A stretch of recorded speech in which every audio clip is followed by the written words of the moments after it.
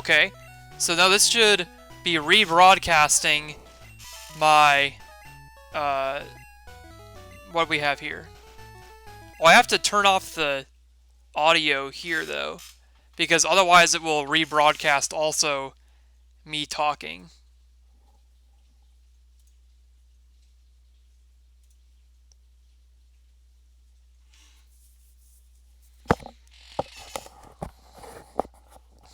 Name Raider strats. Okay, so we're coming through the start of the game here, and we can see that my mashing execution is already about a second behind. Usually you should be at about 45 seconds when you get to this first bush. If you start the game the same point when you hit A to start the timer at the same time you hit A to start the game, then you should be at about 45 seconds to that first bush where you get Pikachu.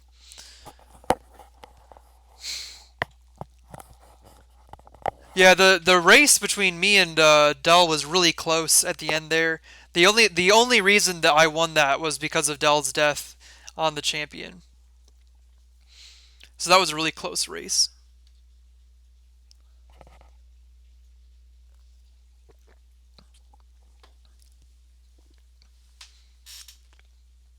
I forget how the rival fight went here, but it must have gone well because this is the PB, you know. It's always fun to watch PBs.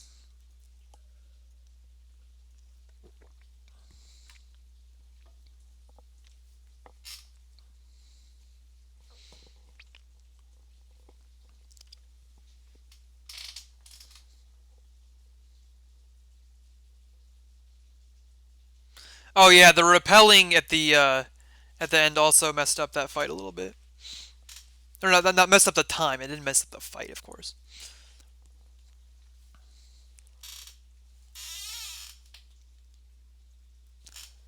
So we get into the rival fight here, and we want to check our HP, and we see that we have 18 HP. So that's actually a bad sign.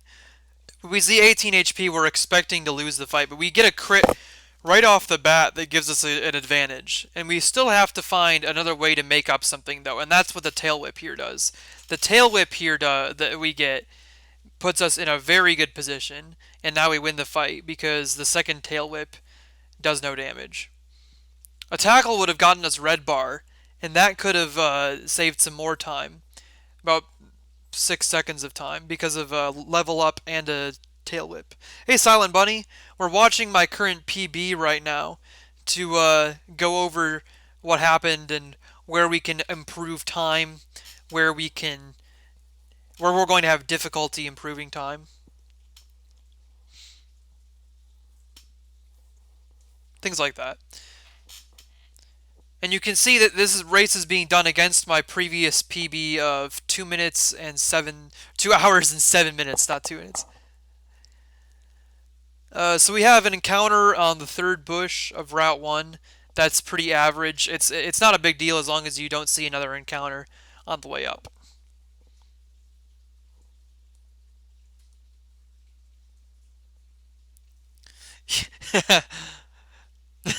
Yes, because the video is not of me right now. It's of me during the run. I guess I could overlay me right now on that's probably a good idea. I should overlay me right now um on what we've got going.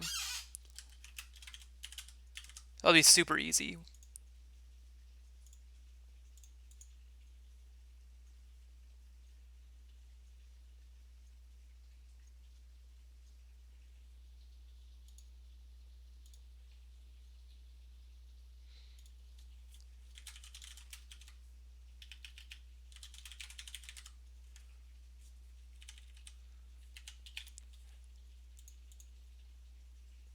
Oh gosh, no.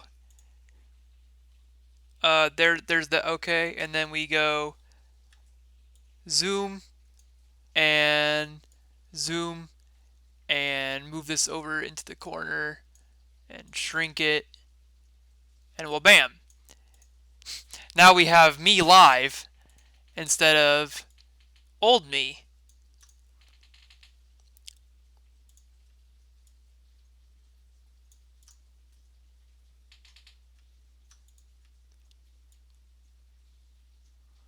Gotta love this on-the-fly video editing. Okay. Oh, we gotta go further left with that. Okay, that's good.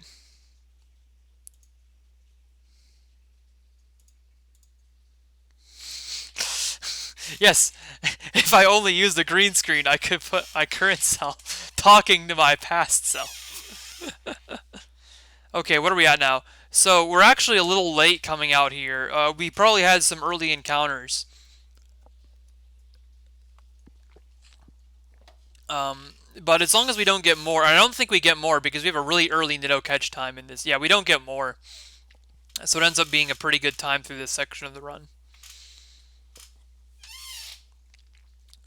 So here for this Mart shopping, we are still using Paralyze heal strats.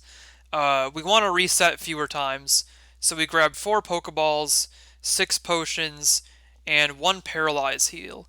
And that allows us to reset fewer times because of accidentally paralyzing the Nidoran, or also if you do YOLO Ball, you have to reset when you don't catch it with one of your first 4 Pokeballs, because you can buy 5 balls instead of 4 balls with the extra money from not buying the Paralyze heal.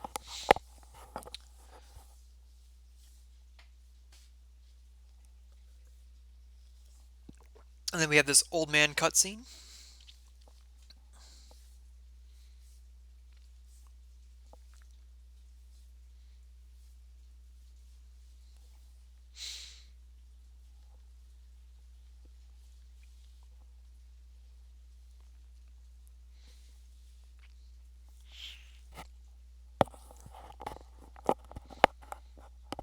Okay, moving through here, so we probably see an encounter very quickly because we get a D-sum almost exactly where we want it. We see an L5 Pidgey here, and we get the L5 to L6 Nidoran, which if you see here, it's about a 9-step time pacing between the Pidgey and the Nidoran.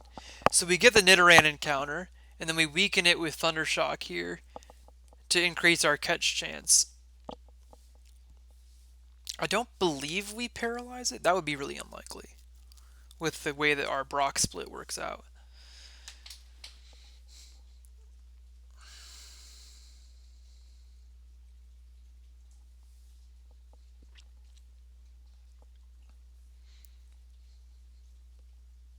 So this is a great time. We get 8 minute 1 second Nidoran. That's absolutely acceptable. We go into the Enclave here and we use a potion to heal off that damage. We see 21 HP, and that starts to be a bad sign because 21 HP is actually really low. 21 HP is it's the bottom fifth of possible HP DVs. That's actually not accurate, but it's relatively 3 of the 16 possible HP DVs have 21 HP at level 6. So we're looking to see our stats be much better, hopefully, after that pretty terrible HP.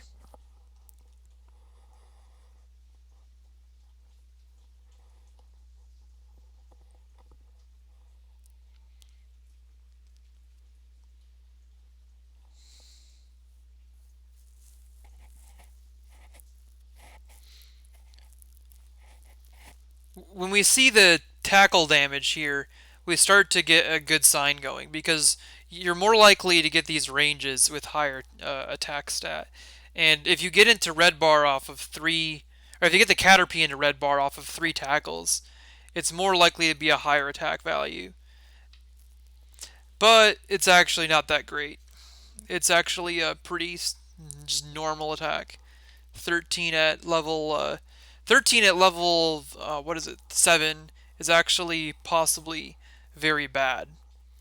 So the fact that we are still getting through this quickly is a good sign for the run.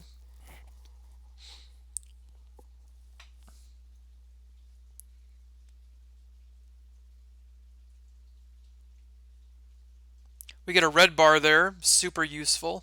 And because of that, we don't do a stat check because the stat check uh, takes up more frames. It wastes the benefit of the red bar to do a stat check during the red bar. So we just wait to do a stat check on this level 9 that we'll get. And we input some of our values from L7 that we saw. So the positives here that we see are the speed and special are possibly very good. And the attack stat can still be 6 attack. So it's worth moving on here with that possibility, especially because our time is so early. Our time through this is so early, even for a 27th place run.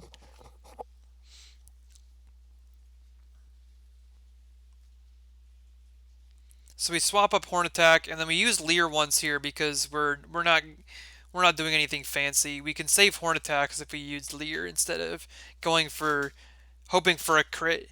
You want to hope for a crit because that oh yeah, 27th place. Yeah, you want to hope for a crit on this fight because it makes it less likely that you'll get string shotted, and not getting string shotted means that you outspeed the Metapod, which means you get to Horn Attack first, and you don't get hardened before you get your first Horn Attack in, which puts you at a much better spot for the fight.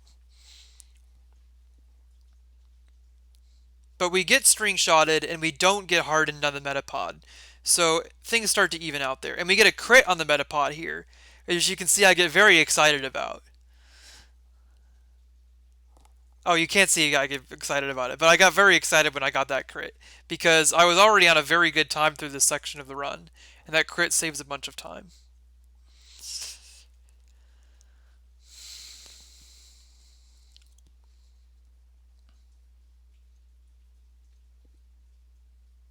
So we see a Metapod here, not a big deal.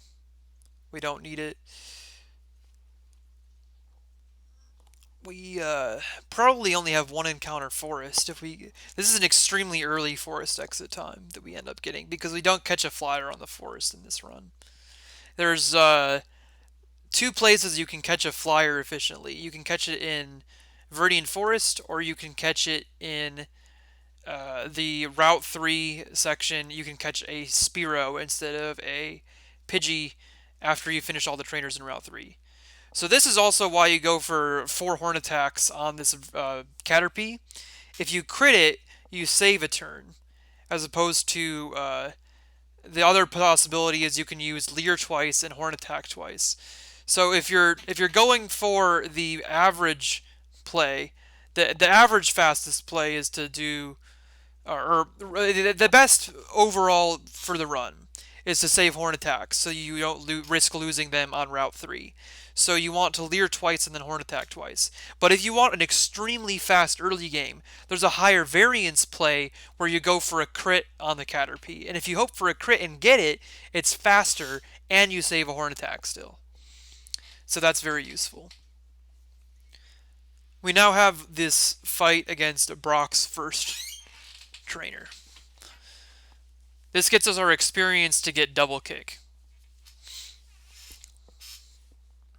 Because we need that level 12 on the male Nidoran to get the Double Kick. Scratch Gen 1 miss on us here. Helps us not have to heal for the fight. And then we just Horn Attack twice because we don't get a good enough range to tackle the Diglett. That's another place where you can save a Horn Attack, is if you get a high enough damage range, you can tackle that second damage. You can you notice I missed the menuing on that Leer. You can just hit one down from the tackle usually, but I got a little bit messed up because I wasn't tackling the second half of the damage. We get Scratch Crit there.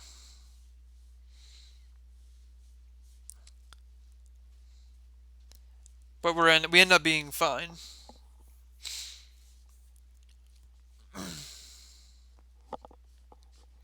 There's our level 12 for the Double Kick, and now we go to fight Brock. Because we were able to potion after the fight, this is an extremely early time starting the Brock fight. 15 minutes to start Brock fight is extremely difficult. It is really, really difficult. You might get it 1 in 25 to 50 runs. If you run every Nidoran out to that point, you might get it 1 in 50 runs. It's just so rare.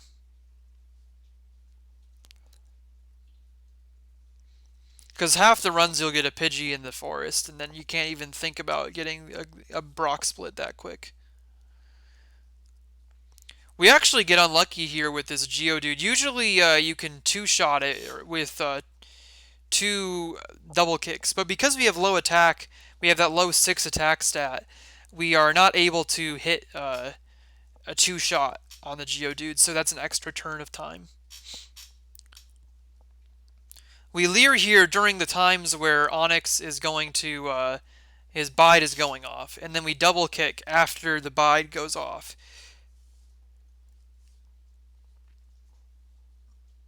Yes, Brad, I'm actually watching my current PB right now and commentating on it.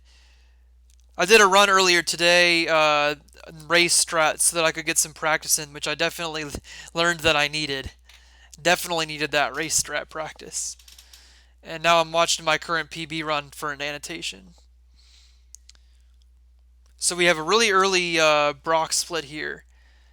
That you can say I saved 2 minutes and 40 seconds on my old PB, which was a huge, huge boost of confidence. Yeah, there's going to be another race on Thursday we're going to have. Going to get the North Americans back in it again. That was a movement error there, walking into that wall. Pretty blatant.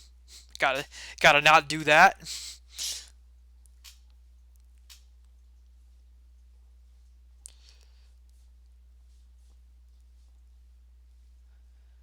So here we horn attack this Caterpie twice because we don't get a good enough damage range on the first horn attack.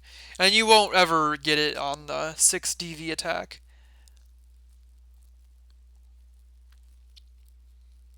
But the Weedle here is usually tackleable after a horn attack to save the second horn attack, even on 6 DV. And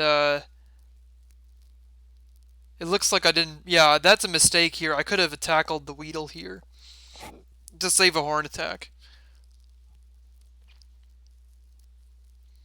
Though it's possible that I was keeping track of the number of horn attacks that I had well enough that I was able to just. Oh no, I'm actually low. I am low on horn attacks here, so I don't know. That was a mistake. I should have tackled that Weedle there.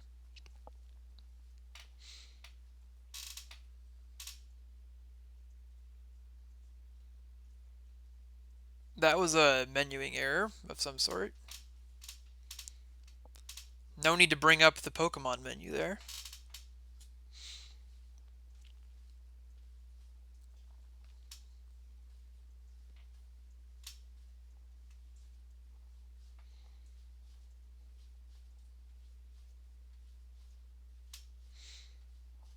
I'm gonna defeat this Rattata very easily. It almost always dies with a 2 double kicks. It probably only happens if you were running bad attack that you wouldn't double kick that in one shot. This crit here is useful, though not as useful as you might think.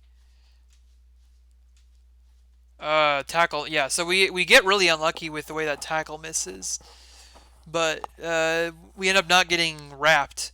The reason that we can take the risk of tackling there is that we had done enough damage with that crit, but then what's going on? We risk getting wrapped if we miss the tackle, and that wastes a lot of time. So the tackle miss ended up paying off in the end because we the second tackle got around the wrap risk.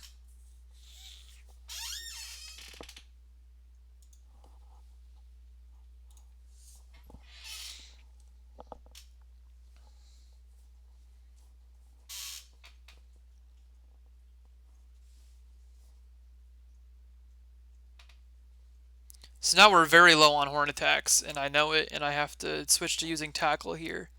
Hope to clear a range. We get a crit which makes up for the fact that we would have had to use 2 tackles there to finish it off. And we're not quite back on track. We're still down 1 horn attack at this point, which is the mistake horn attack from the Weedle.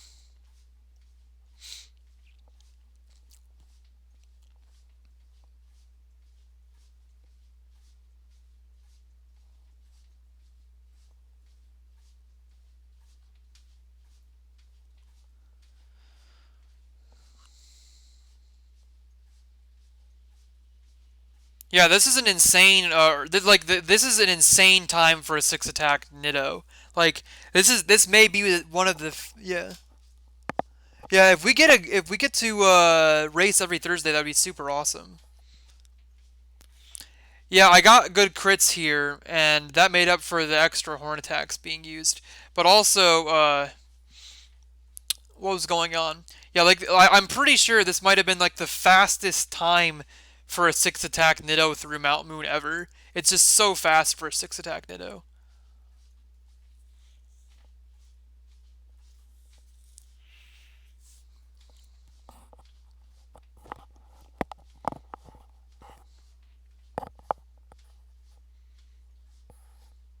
Also, only 8 DV defense means that we take more damage, and taking more damage means that you have to use potions more often, which also wastes time. So this is a really interesting stat line to be getting through this early game so fast. So here we have to catch a Pidgey. Or not a Pidgey. Here we have to catch a Spearow. Not a Pidgey. A Spearow. And we get first encounter Spearow, so that saves us other possible time losses.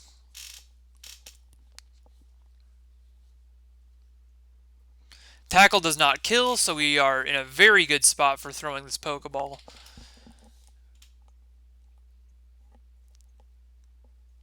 Yeah, caught the Spearow.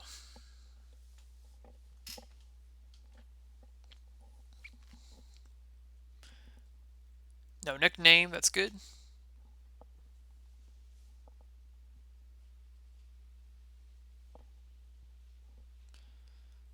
Wow, that's interesting. Yeah, this is an extremely fast early game. Brought by good crits and very good fight RNG. Especially like no wraps between or no wrap or bind between either Brock or the Ekans, and what else? Very early Nidoran catch, and great Viridian Forest encounter RNG. All factor into the time through this section.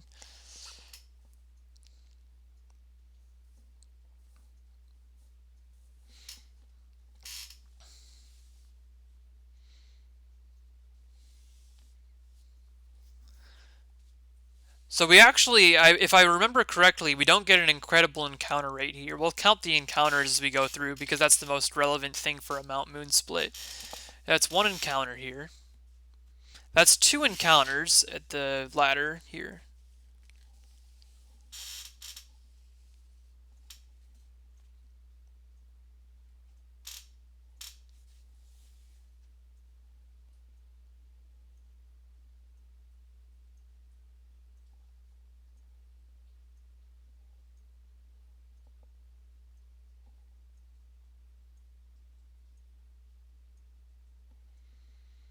Well, I just caught a Spearow, so I don't know if that factored into it.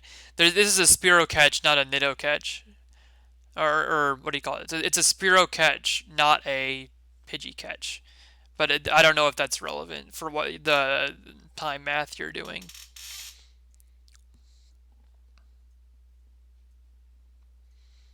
I lost track of the encounter. I think this is 3 encounter, though.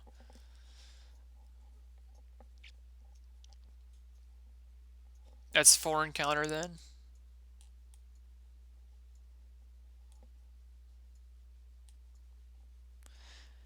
Yeah, I've pretty consistently been gaining 7 seconds on my Brock to enter Moon Split.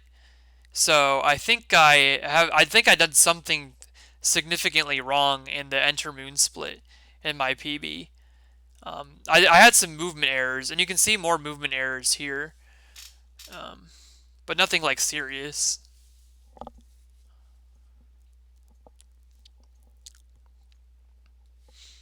We have really, yeah, this is a really poor encounter rate, Mount Moon, for how this works out.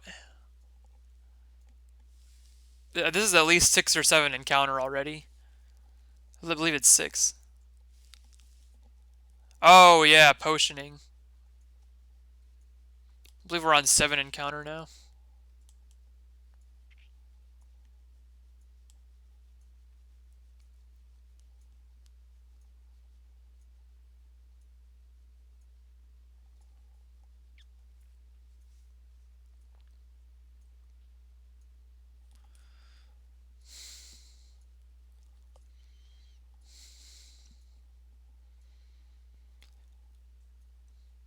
So we get a great stretch here of no encounters after the 7 encounters start. So that's interesting. That's probably how that worked out. This is the Nidoking. 26 20-ish for the Nidoking.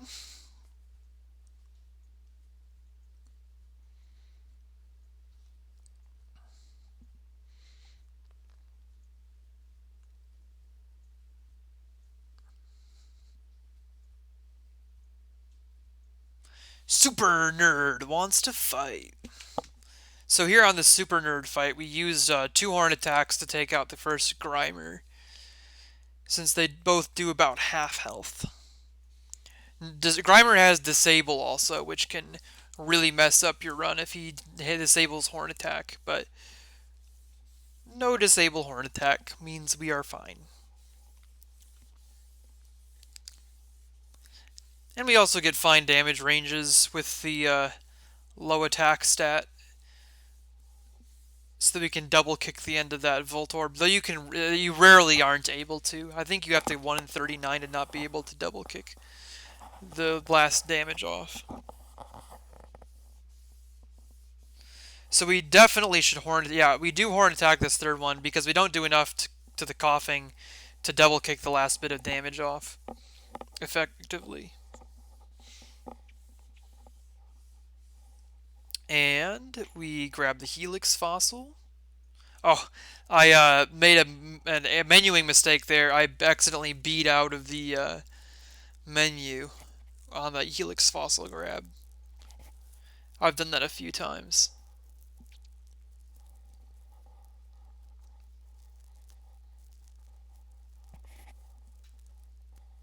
Still very early Mount Moon split, all things considered.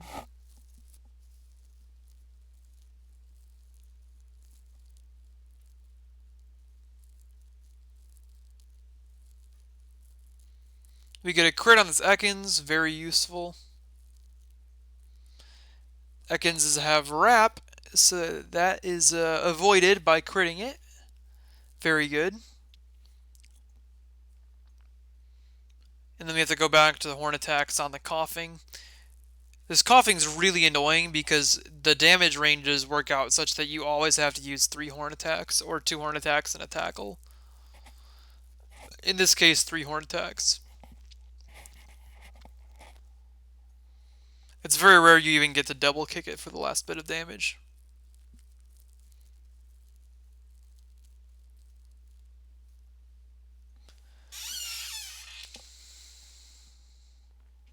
So we end up getting a encounter on the last little section here, which is also the Geodude that we have not yet gotten experience from.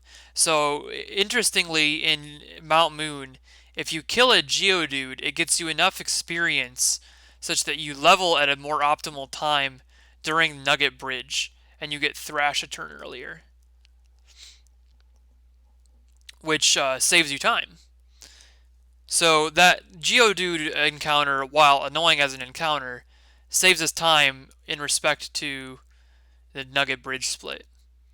So we're now 3 minutes ahead of my former PB just from this early game, which is great because my former PB has issues in the late game as well that we can rectify.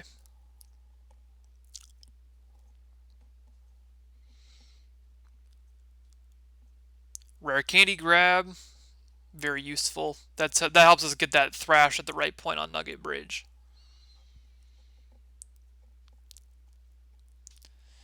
And then we have our rival fight. This is one of the more RNG heavy fights in Pokemon speedrunning. You don't have a really good way to control the RNG of it because two of the Pokemon you're fighting against know Sand Attack. So without having access to X accuracy yet, your only hope is to just not get Sand Attacked. Or you can switch out if you do get Sand Attacked, but that's slow. So Peck is the best move that Spearow can use there because Fury Attack also can waste extra turns if multiple Fury Attacks hit off. And then you could always get unlucky and have a 5-turn Fury Attack instead of the 2-turn short Fury Attack. So we get Sand Attacked here. We just have to hope through it if we want to get on a fast run. Do I switch to tackle? I don't switch to tackle. I still missed the horn attack. You have to just keep horn attacking here. If you've only been sand attacked once, you have to just keep hoping that a horn attack hits, and we get it eventually. So that's good. That was a very slow rival fight, though. It's very, very often that you don't get sand attacked at all, but also it's often that you do. It's just uncontrollable. So Rattata ends up getting destroyed now because our badge boosts for between the Leer on the or it's probably Tail Whip on Rattata and the Sand Attack get us enough to kill both the Rattata and the Eevee with double kicks. So I think effectively we lose 2 turns of time between 2 misses, 3 misses and 1 turn saved from getting leered by Rattata. So that's about 20 seconds of time lost. No big deal. The rest of Nugget Bridge is very straightforward, though it can be very slow on 6 DV attack, because many of the Pokemon die outright very often if you have a higher DV attack stat.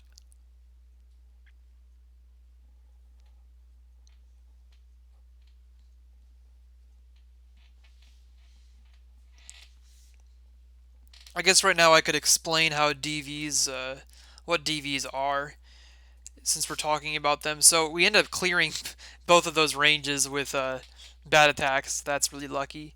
But then, so basically what happens is all these stats we have at the bottom are numbers 0 to 15. So there are 16 different possibilities because it's a 2 to the, what is that, 2 to the 4th? Yeah, 2 to the 4th. Half a bit. It's a crumb, or half a byte is a crumb, actually. So you have a crumb of data representing each DV, but that's irrelevant. So the point is, though, that 0 is a low growth rate. So it means that your stat will grow at a lower rate than if it were higher. And 15 is the highest growth rate. And the way that the segments work out is that about 0 to 5 attack is just unrunnable. Don't ever try it. It's really, really bad. 6 to 10 attack is average. You will maybe have some problems with it, but it's at least like you can attempt the run with 6 attack to 10 attack. 11 to 15 attack is where things start to get really good. You clear many more damage ranges, and especially 14 to 15 attack, you clear very, very many damage ranges that you don't normally if you have 14 to 15 attack. So some of these fights here, like that Ekans fight, could happen much faster. And this Zubat could be killed in one shot consistently too. But we get the range here to kill it on 6 attack. And we call them ranges because anytime you do an attack, you have a chance of doing as much as 12.5% less damage than expected from just the normal damage calculation, as a way of adding some RNG into the game. So we teach Thrash now that we get it over Tackle because we no longer need Tackle. And we start using Thrash to take out these trainers very quickly because Thrash is used automatically every turn for 3 to 4 turns. And it also has a pretty good amount of damage.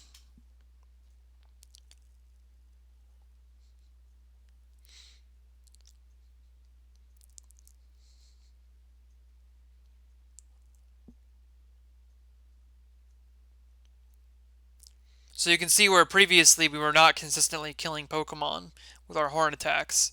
Thrash is now consistently killing everything that we fight. And we get to skip the menu where we select an attack by having it attack automatically every turn. And that makes the section of the run extremely fast compared to any other Pokemon that you could choose to run.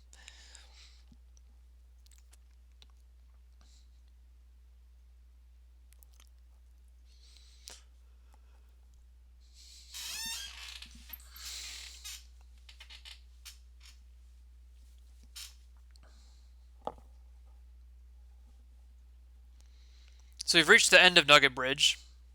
I'm really liking my time here. I'm seeing that I'm about 3.5 minutes ahead potentially of my old PB, and I'm pretty excited. That's where you want to be when you're running the game, is minutes ahead of your old stuff.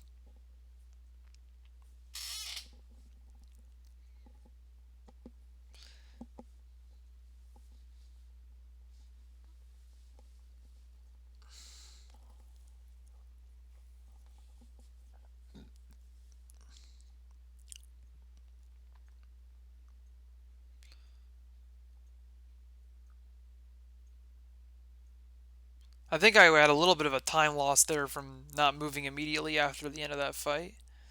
So we get Charmander here. Charmander is our HM slave for dig and cut. That allows us to do some interesting warps through the game environment with dig, and allows us to access Gym 3 and some other parts of the run with cut.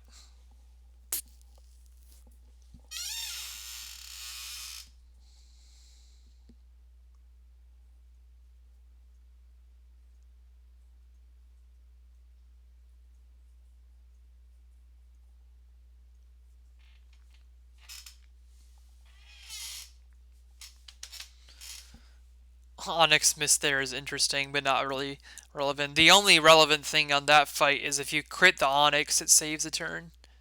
Almost guaranteed.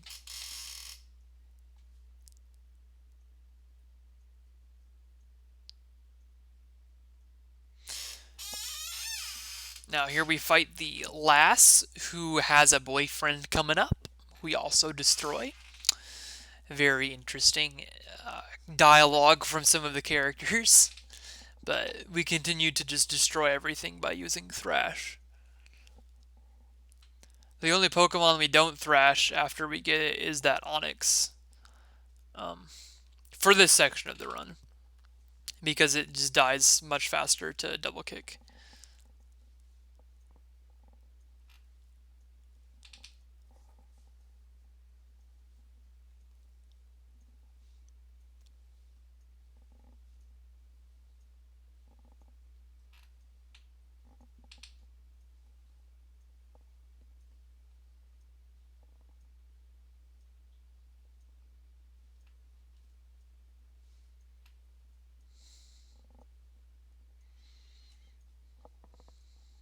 And there's one more Thrash, take out an Ekans, so we don't get wrapped.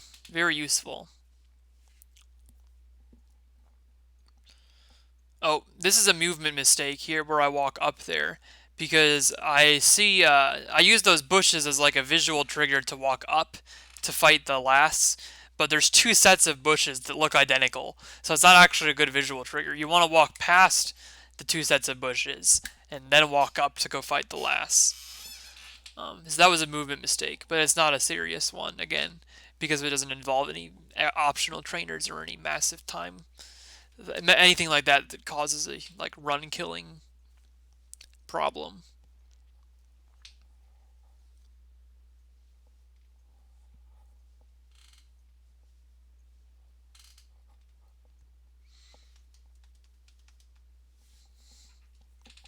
Now we have our little Bill cutscene. Gotta save Bill from the old fact that he combined himself.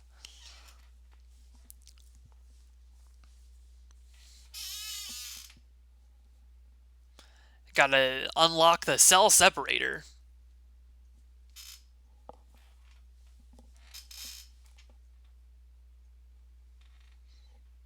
Oh, and this is the point where my camera goes out.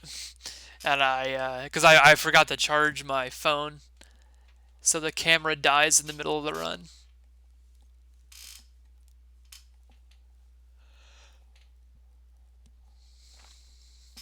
So that was entertaining.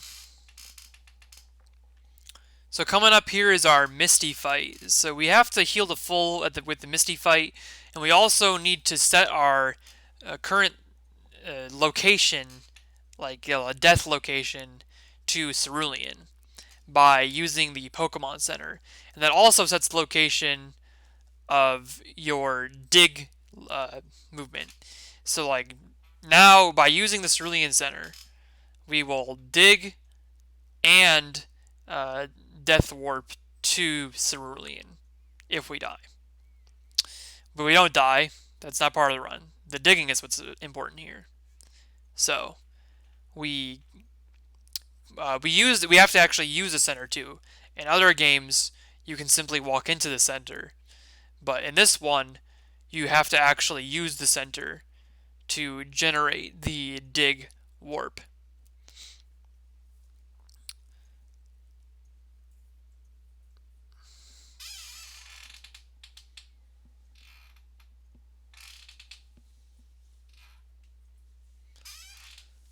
Now we have our Goldeen fight before Misty. This is a 2-turn Thrash fight, which can be complicated by getting supersonicked by the Goldeen. But Peck is very useful, so we get around that problem.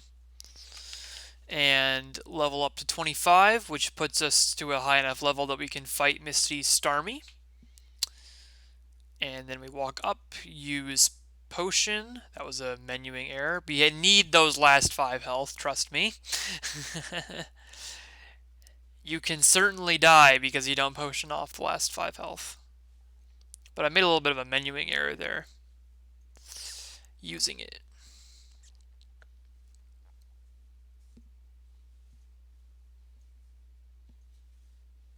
So for Misty, what we have to do is just thrash and hope that the first thrash kills the Staryu. It always does if you have 60V attack or higher.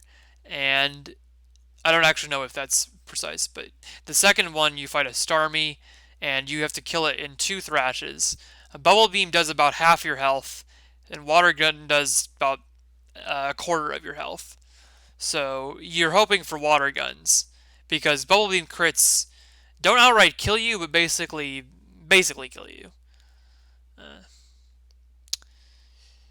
And now we are alive because of that water gun use and our high speed, making it very easy for us to beat Misty.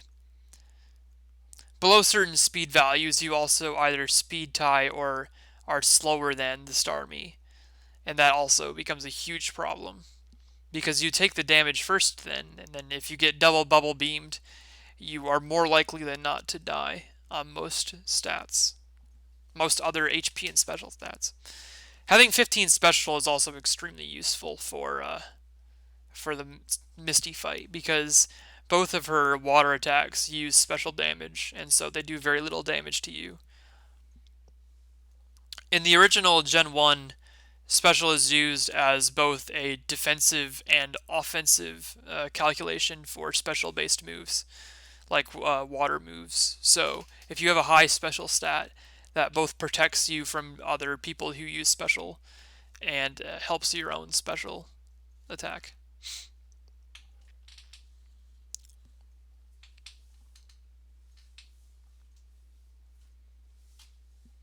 We missed a range there on the Machop because of our low attack DV.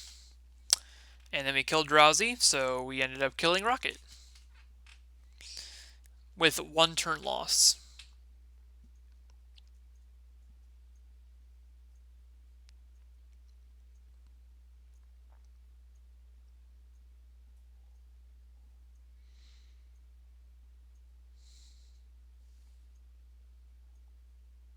I made a movement mistake here. You have to go one further left to get around this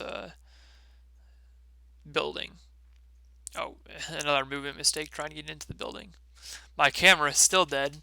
I've ended up fixing that on the SSN at some point.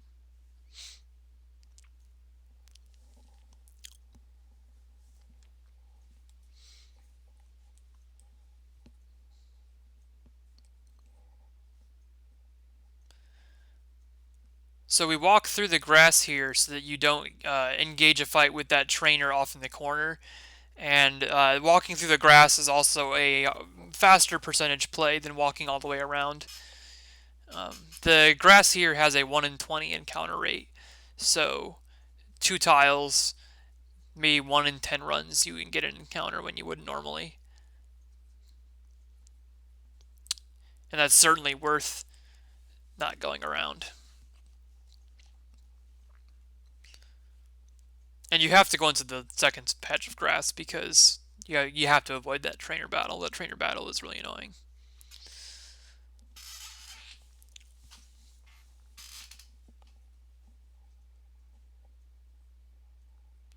We engage a second trainer battle here. Basically, the only time losses that can happen on this section are quick attacks from the Pidgeys and the Spearow and Raticate here. They all can attack you before you attack them if they use quick attack. Effectively meaning that each use of quick attack wastes about that 5 seconds in the turn where they have their attack animation. See the Raticate's quick attack here wastes about 5 seconds of time. Maybe not 5 seconds, but probably about that much time compared to us just attacking them first and killing them before they have the chance to use quick attack on us.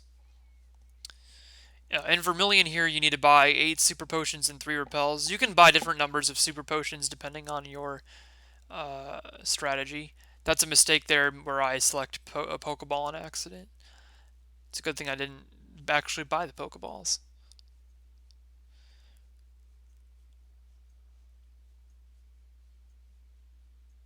Wow, that's some bad movement. There are a lot of things on the Surge split that can be fixed in another run.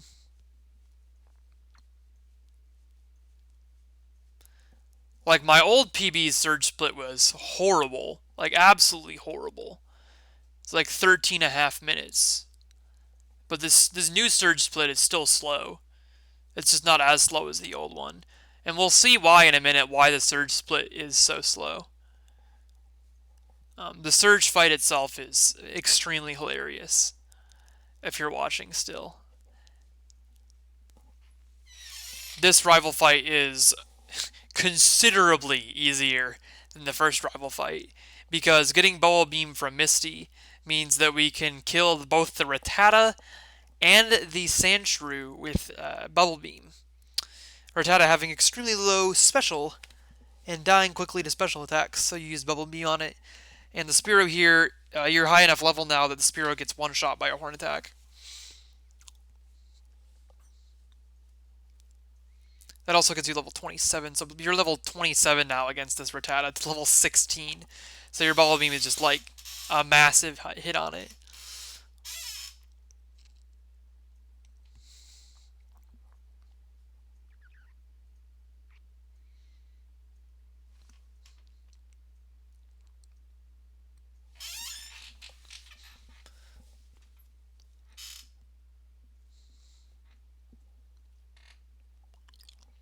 And now we double kick. So after we finish this fight here, we get cut from the sailor, or what do you call him? The captain of the ship. He knows cut. He happens to be the person who knows cut on the ship. And so he gives you the cut HM instead of actually teaching it to your Pokemon. And while we get cut, I am going to get a quick drink break for some water before we do the rest of the Surge split.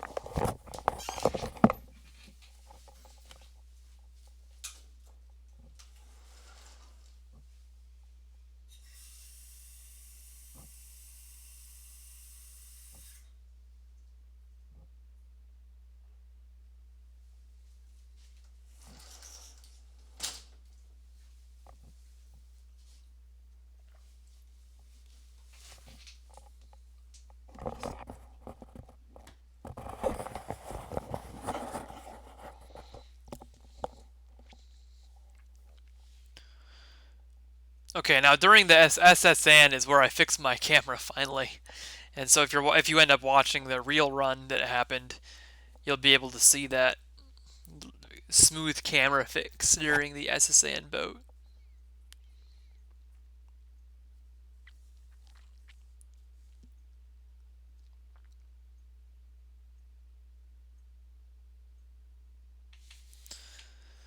So now here's the problem that ends up happening. I get the bike voucher here, and that's clean. But in a key mistake, I forget to potion before the surge fight, and I make a crucial execution error in this PB run as to what I should do when I forget to potion. Because what you should actually do if you forget to potion the surge fight is just not potion. It's unlikely that Surge kills you. He doesn't always hit his mega punches and mega kicks. If they do, they have to crit to do a lot of damage. So you're generally not that bad of a position. My menuing here is also very bad. But that's something I have a problem with, regardless of the method I use. Um, yeah, this menu goes very bad. There's a lot of things that can be fixed on this split. This whole surge split has a lot of things that can be fixed in PV.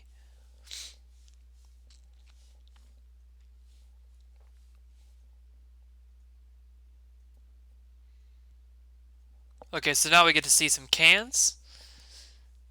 We go check the left can. All of the cans have a most likely second can expected that you should try. And this can's most likely expected can is the one in the upper left. So we go, you grab that one. There's an 87.5% chance that that can is the second can if one of the middle cans is the first can. The other 12.5% of the time, none of the cans are the second can. It's a joke. Okay, so this surge split is bad. There's some huge mistakes that happen here. So I go to super potion because I'm like, oh no, I'm low. I shouldn't have done this, and then I end up getting growled. So now my thrash is going to take 3 turns instead of 4, but I end up getting growled again. So I actually am now hoping for a 4-turn thrash to even survive this. And we get Mega Punch, connects from Raichu, and crits. So we're now in a very bad position. Our Thrash runs out on 3 turns, even worse position. We hit through the confusion, get Mega kicked to 8 health, hit ourselves in confusion, but because we had been growled 3 times, we only did 6 damage to ourselves from hitting ourselves. And we live at 2 health after connecting the last Thrash while Raichu misses a Mega Punch. So that's an extremely sloppy surge fight. Most of the execution was correct after the poor super potion choice. In retrospect, I should not have super potioned during the fight. I should have super potioned before the fight or not super potioned at all. Super potioning before the fight would have probably meant that we win. Super potioning before the fight would have maybe lost in this case, but in the greater number of scenarios, we would have just been fine. So we use Diglett Cave here to dig back to Cerulean, where we exchange our bike voucher for a bicycle.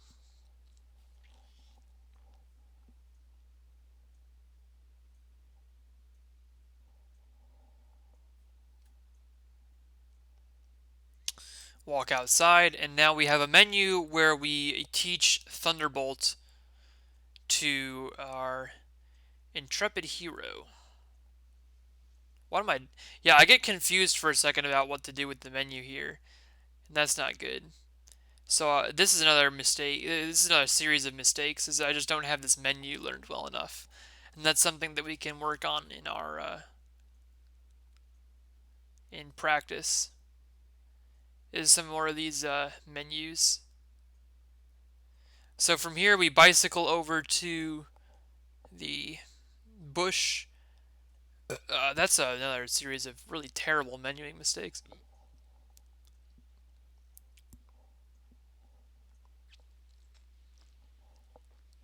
This fight here is a potential death. This Thrash fight. This trainer has 4 Pokemon, and they're all easily killed by Thrash. So the highest percentage play is just to thrash them and hope that you get a 4 turn instead of a 3 turn, or you hit it through confusion on the 4th turn.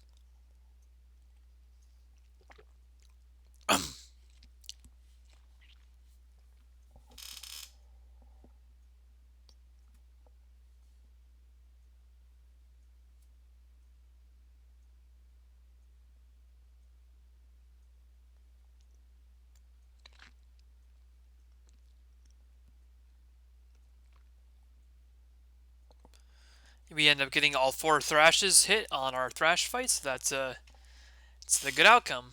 That is what we want. Biking around.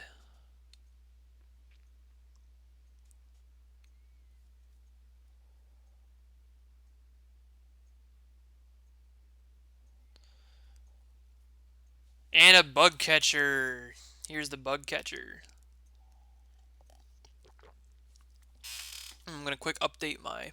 I forgot to change the name of my broadcast.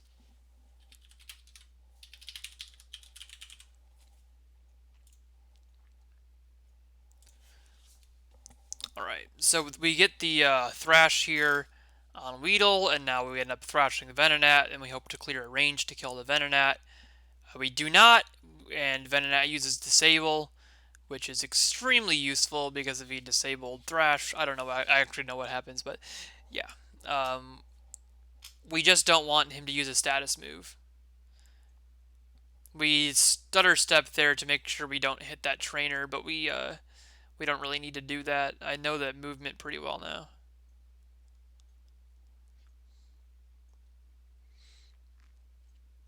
And that was the correct movement otherwise.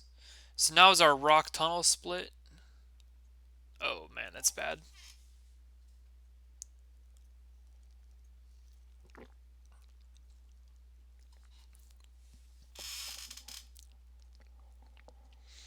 So now with this first trainer, you want to Bubble Beam the Cubone and then Thunderbolt the Slowpoke. That is your highest chance play for killing everything. It's really the only high chance play. That's why we teach Thunderbolt after getting it from Surge.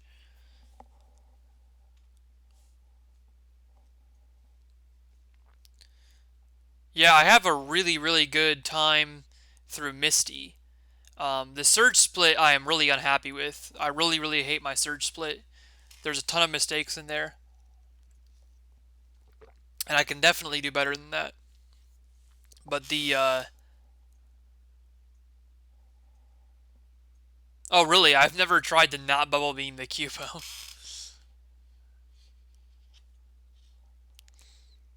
I've never made that mistake. I've not Thunderbolted the Slowpokes, but I have not.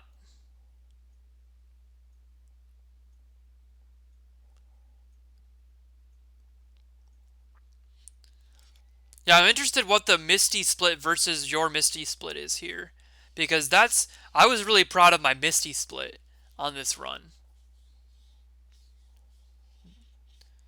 And now, yeah, things start to take a real nosedive in the middle of this rock tunnel. I get paralyzed by the Oddish, and then I get seated. I get fully paralyzed on one of my Thrash turns. Then I get growled.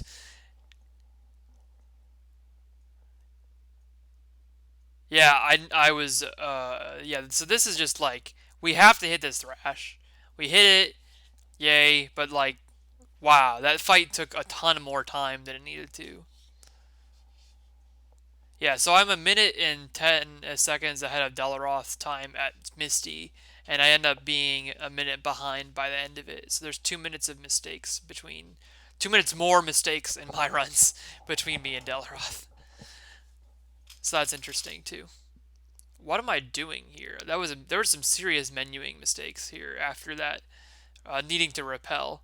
Um, Going a little stutter steppy there to make sure it's okay to stutter step a little bit in Rock Tunnel. Rock Tunnel is extremely dangerous. Don't want to hit any optional trainers.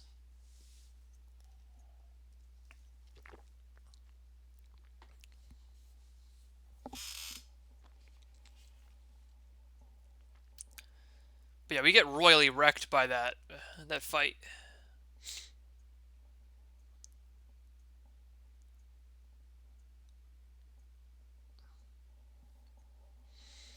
with the Oddish girl. Useless crits are useless. All of these Geodudes are easily killed with one Bubble Beam. And the Graveler even is killed with one Bubble Beam.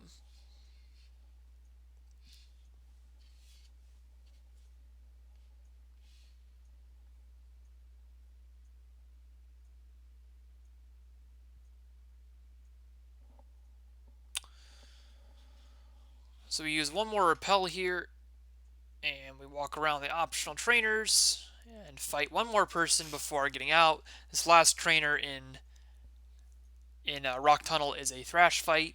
Very simple.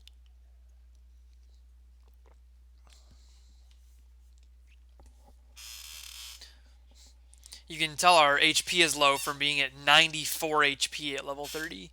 That's super low.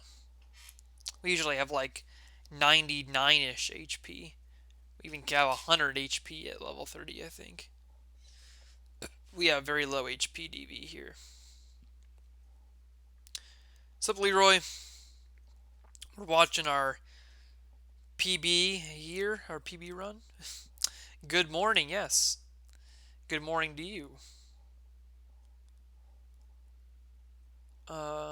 Yep, so we get our max ether here as a backup in case we overuse an elixir or something silly like that.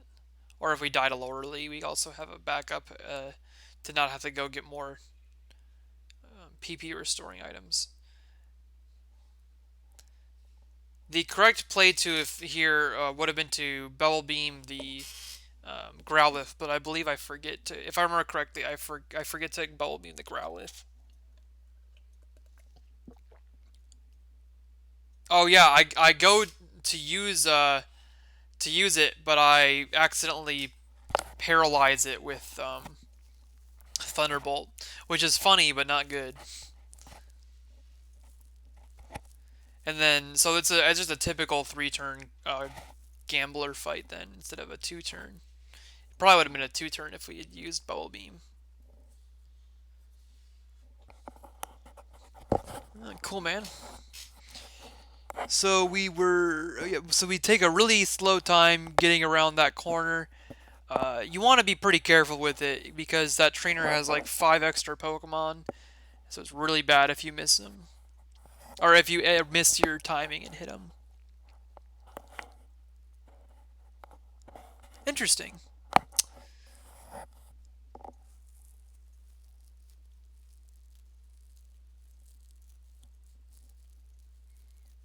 Well, 11 seconds isn't that much time, so that's cool. Okay, so from here we bike over to the mart. Time to pick up some items.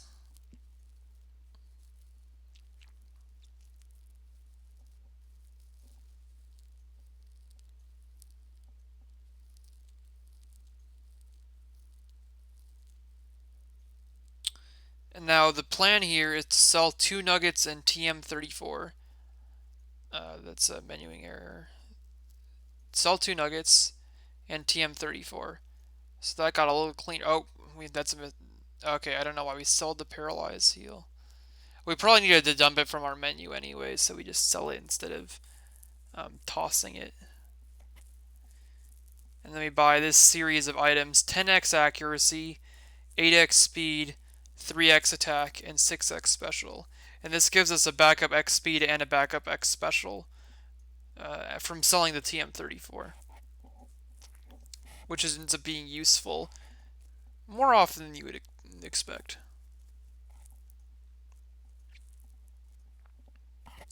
So we get our soda pop and our fresh water and use those with the girl over here to get some TMs.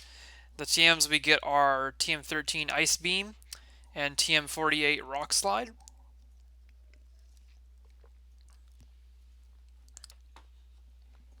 And Ice Beam is used for several fights throughout the game, but the Rock Slide's only use is in Lavender Tower. The Ghastlies are best killed using Rock Slide because they have very low defense stat and are also only normally affected by those rock moves.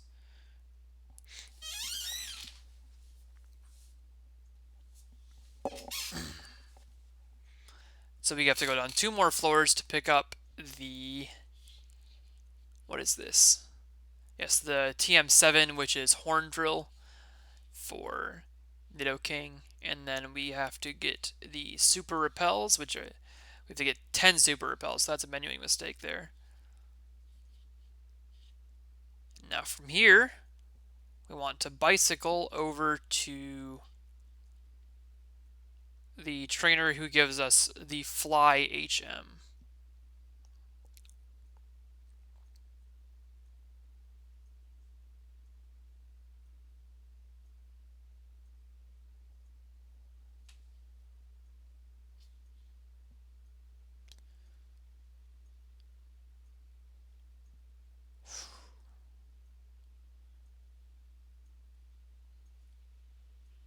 So here we get our Fly HM.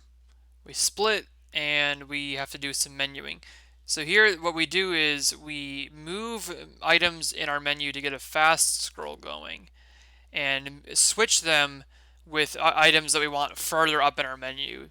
So we buy items in that specific order also to have them be in places that help this menuing.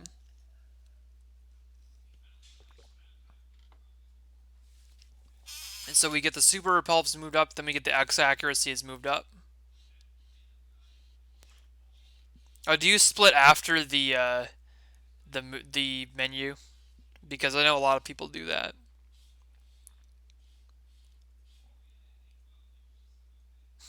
Oh, thanks, Lil Nut Pokemans.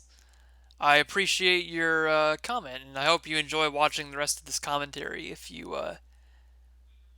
want to.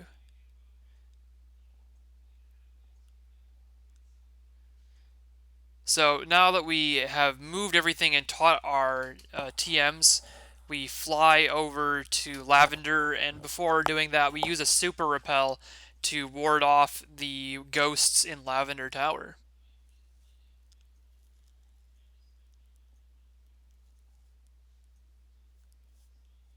Well, that'd be cool, Leroy. So here, this fight, we fight a Fearow first, and then we have the rest of the Pokemon. I think I must make up a bunch of time between here and the end then, because I have like 2 minutes of mistakes just in Elite Four. I was on a 201 pace when I got to the Elite Four, so I have about 2 minutes of mistakes in there. Okay, so what happens here is the Fearow is best killed with Thunderbolt because it's super effective, and then you use X accuracy to remove your accuracy check, and then use Horn Drill to kill his remaining 4 Pokemon in this fight.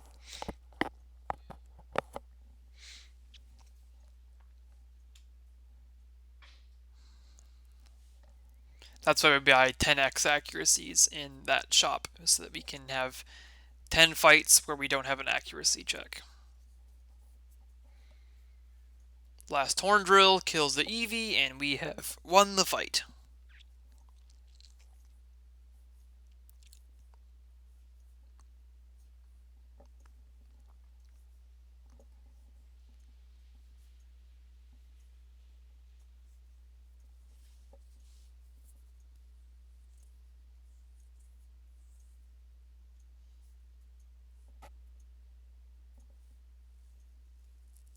Alright. Sounds good, Leroy. So you usually what X accuracy Horn Drill to Fearow?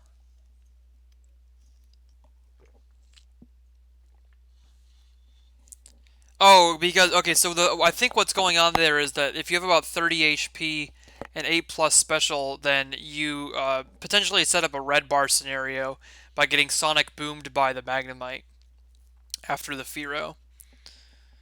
From going from 30 HP to 10 HP.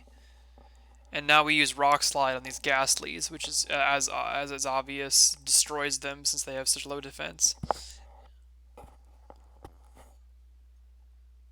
Oh, you can lose time by him Fury swiping.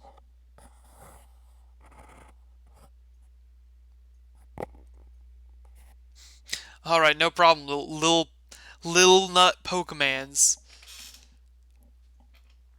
I try to stream most days around this time, so you're free to stop by and watch whenever. So this one of the advantages also of using Horned Roll in that previous fight is that we get a free Purified Protected Zone here, which is like basically a Pokemon Center. It restores all of our PP, and so we no longer have to worry about having 4 uses of Horn Attack gone. Otherwise, we'd have to use some sort of PP restoration move to restore our Horn Attacks.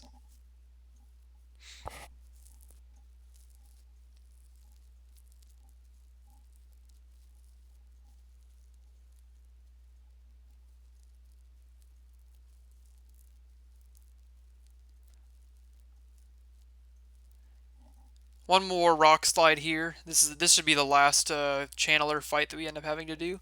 We lose. Oh, we miss a Rock Slide here. This is actually a time save opportunity.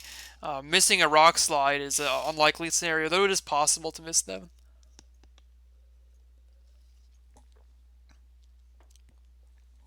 Okay, and now we get the rare candy that's blocking our way, and what we should do here, I don't know if we will, but we should do is use the opportunity where we're going very deep into our menu to use a Pokeball. So we swap X specials further up in our inventory while we do that. So we don't quite do the menu perfectly, but we end up with the correct scenario. Yeah, there's a lot of problems that can happen if you miss those Ghastlies, so not having that happen was getting Confused Raid and missing was bad, but getting the second one was good.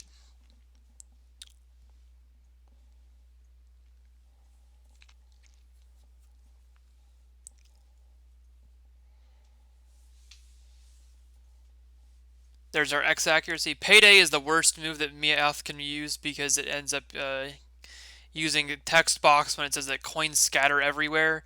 And then also, again, at the end of the fight, there's a text box generated telling you that you picked up money after the fight, which is silly, but it's not really relevant.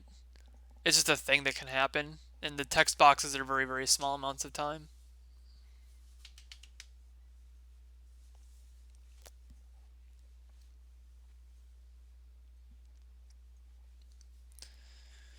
So once we finish this rocket fight, this whole Lavender Tower excursion is to get a Pokeflute so that we can awaken a Snorlax and get him out of our way.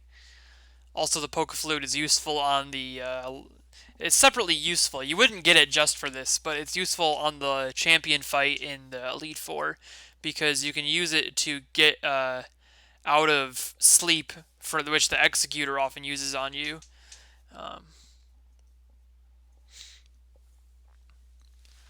Yeah, so my Pokeflute obtain here saves a minute from my...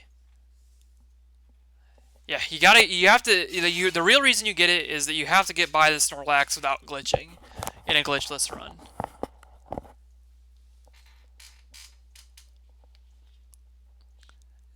Della, I must have saved a lot of time compared to you on the HM2 to Pokeflute split because I saved a minute and 10 on my own estimation.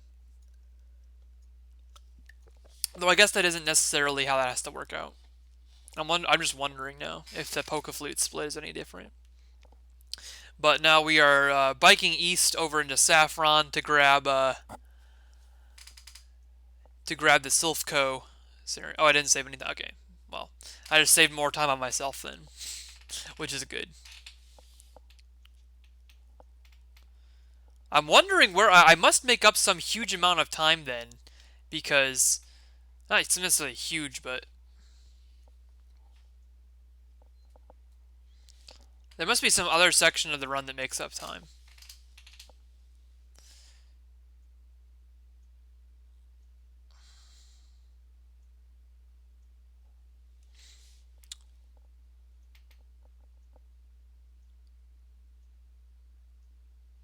Okay, that's a movement mistake. We want to walk only one far enough to get to this guy and engage a fight. We have to X accuracy and horn drill this Machoke.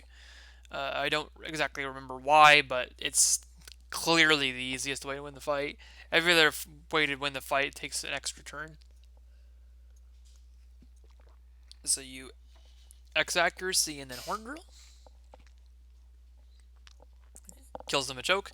That is guarding our precious items. So we have 13 speed, so we don't need to grab the Carbos that's right here. On 11 speed, we would need to grab one Carbos, and that would be the Carbos we would grab. But because we have 12 plus, we do not need to grab it. We like the rare candy we get in here, and we also like the, what is it? The TM26 Earthquake is also in this room, and that is essential for our route because is a it's super effective against several of the Pokemon that we fight throughout the rest of the run. So it heavily improves the versatility of our Nidoking. Another movement error there, walking around in that manner. I have a lot of movement errors still in my runs, and I need to work on that. So walk down to the bottom here. We use this teleporter here, and then engage a fight. This fight is an Earthquake to take out the Arbok with a super effective move.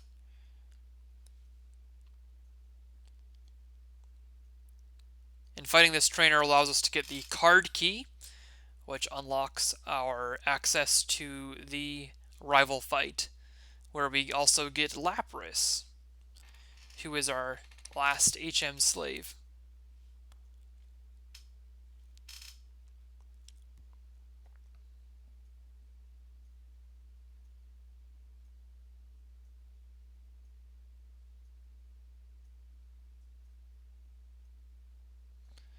So the card key allows us to open this door. We use a warp tile here that puts us in another floor. I believe this is like floor 7 or something. I don't remember exactly though. And then you use the card key on this door. That's a movement error of some sort. Warp, and now we are in the room where we fight the rival. We walk up a tile here intentionally because that allows the rival to fight us in a faster path to get out of the room. He is able to now walk straight to the right to warp out of the room. If you fight him by walking just to the left, he has to walk all the way around you to get out of the room, which is very long. And we use X accuracy, and then Sandslash uses Swift, so we can use an X speed immediately. If he uses Slash instead of Swift or any other move that's not Slash, you can use the X speed setup on the Sandslash. If he uses Slash, you have to set up on the Magneton instead.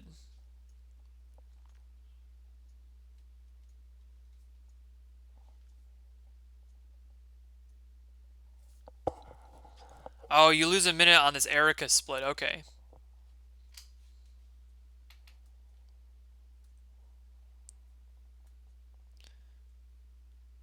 So we're kind of following along with one of the other runners, Delaroth, here while we watch this, because he has a very similar time to ours. So we're comparing different points where we make mistakes.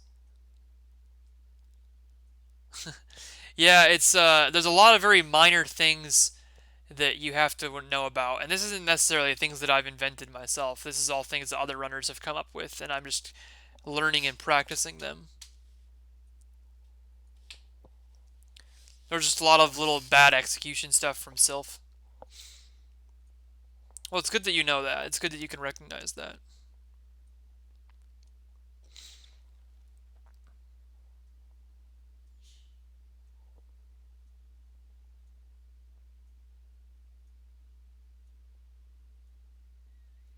I mean, if you really wanted to, you could probably just practice the cycling through that section several times, just like with a save state.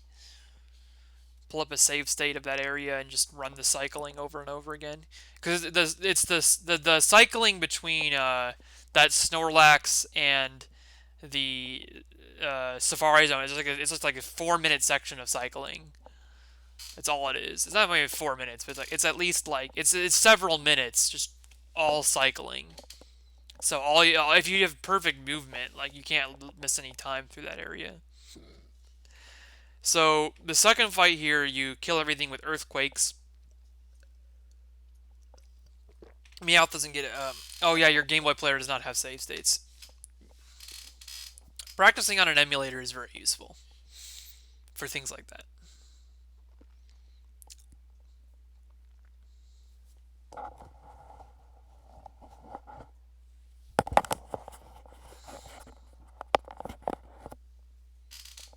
You could play the game normally until that area and then practice the cycling.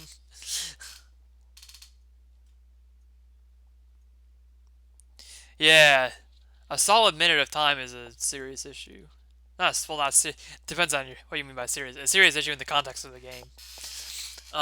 So here, what we have to do is use an X attack to buff our power of our earthquakes. Fury attack miss here is extremely useful. Fury attack would take up a lot of time that we don't have, and so the miss there actually is extremely fast. Uh, Persian Screech there is also very, very good.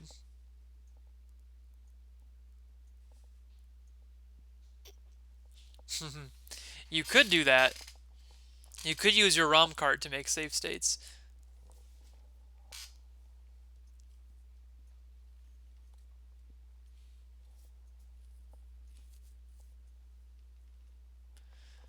And then Earthquake ends up being a super effective move on the Nidoqueen again. We just had to take one move away to Thunderbolt that Cloyster. Oh no, it's not Thunderbolt Cloyster, it's Ice Beam at Rhydon. My bad. Gotta pay more attention. Okay, so we dig now out of the Silphco to put us back in Celadon, where we can now bike west to the Safari Zone.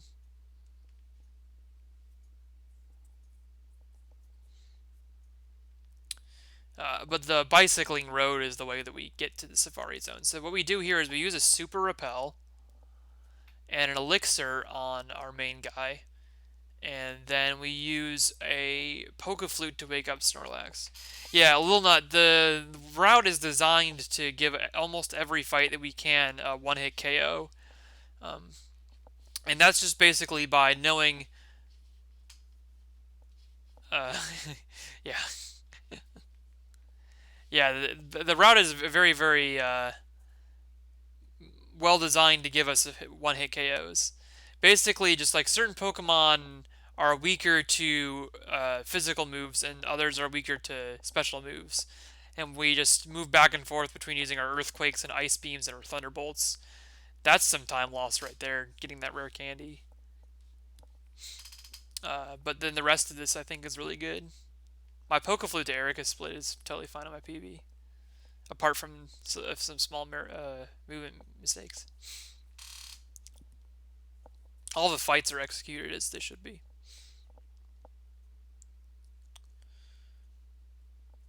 So we use Cycling Road here to get from Celadon to what's this place? To Celadon to Fuchsia without engaging any trainer battles.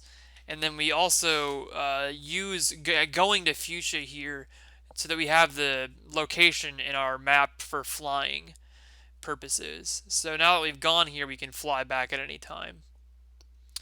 And what we do while we're here right now is we go into the Safari Zone to grab the, I believe it's Surf is what you get in the Safari Zone. And then you get Strength after for giving the gold teeth that you find to the Warden. So you use Super Repels and Bicycle to not generate any encounters while you're coming through this section of the run.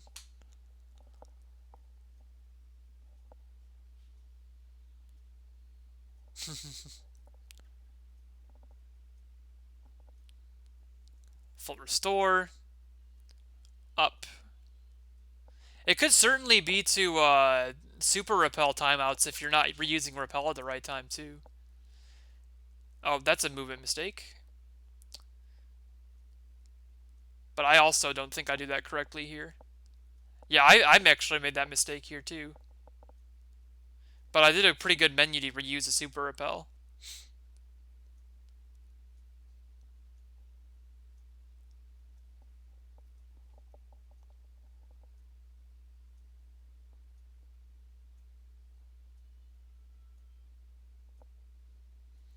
So if you have a wrong items in inventory here, when you try to get this, actually, I'll just explain this in larger context.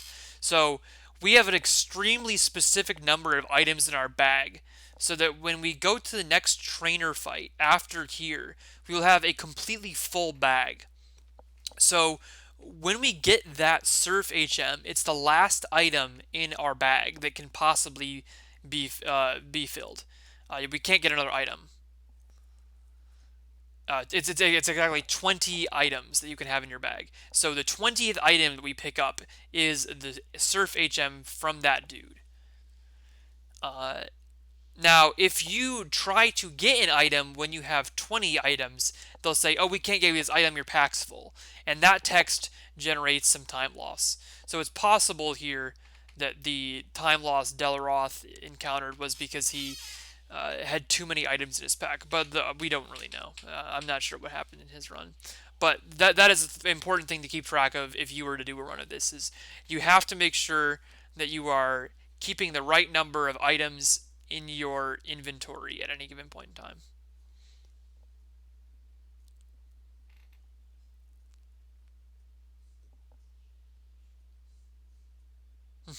That's good. So we Ice Beam all. What's my favorite Pokemon game? Ruby. Pokemon Ruby is my favorite Pokemon game. I guess I could say that Sapphire is also, well, like a favorite, but I don't know the story. Like I like Groudon's art a lot compared to the other, the Kyogre art. Though Kyogre has like a very simplistic but good look to it. I generally like the art style of the Game 3. I have the most nostalgia for the Gen 3 games. Yeah, Kyogre. Did I say whale, dude? Um, the storyline is quite engaging in Gen 3.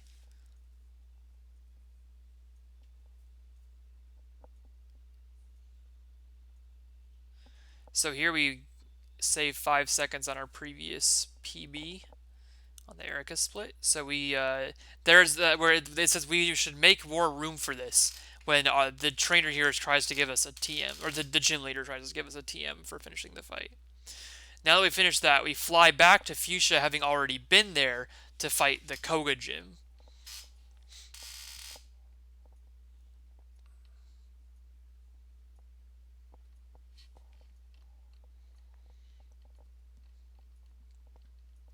And in Koga's gym, most of the Pokemon are psychic, or what's the other type? He has like some bugs that put you to sleep himself. So these Drowsies, because they're like primary psychic, die very easily to earthquakes because they have low defense as a result of being primarily special based Pokemon. So you can just destroy all of these. Like the crit is irrelevant. That's a useless crit. Oh yeah, a lot. I've heard other people talking about how like being able to clothe your character differently in X and Y is cool. I think if I had more experience with what was I saying?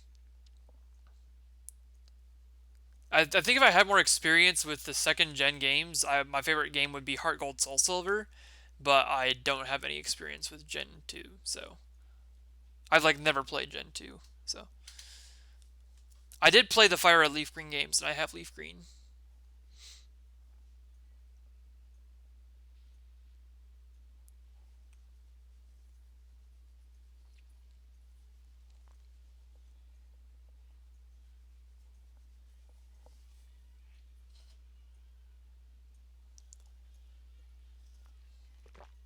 2 more earthquakes here, but the second earthquake on Hypno doesn't actually kill it, so you end up having to use an ice beam to finish off the last bit of the damage. The reason you use the ice beam as opposed to anything else to finish off the damage is because it has a shake animation, which is slightly faster to use. Oh, you accidentally named Lapras. That's some time. Lapras does not need a name. A Lapras by any other name is still a Lapras. Koga!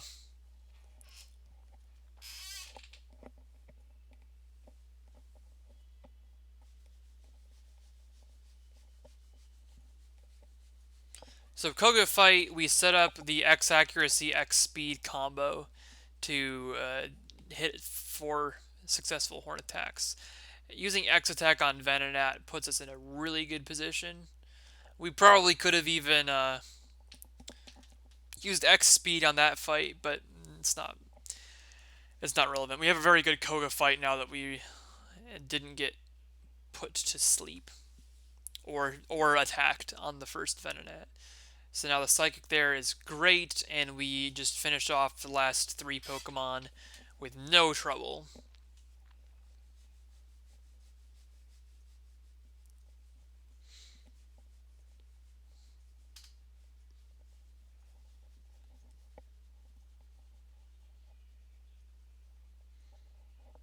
It's important to be quick and strategic to be a speedrunner.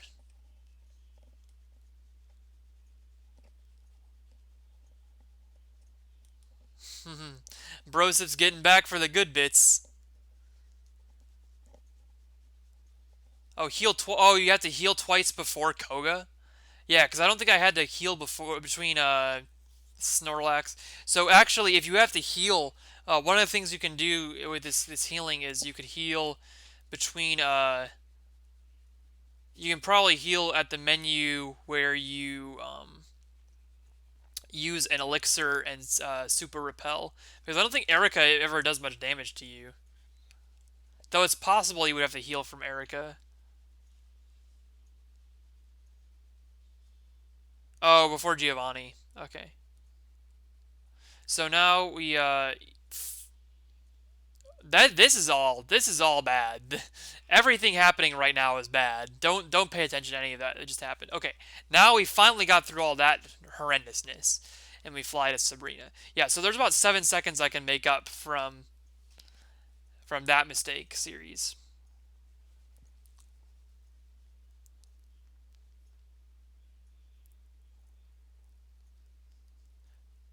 Wiggly Woo can barely. Oh, interesting.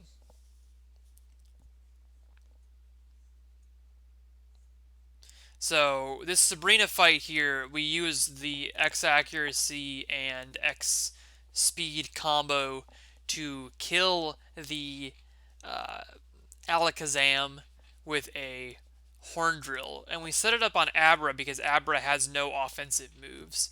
So this fight is actually like very poorly designed for the way the game mechanics work out.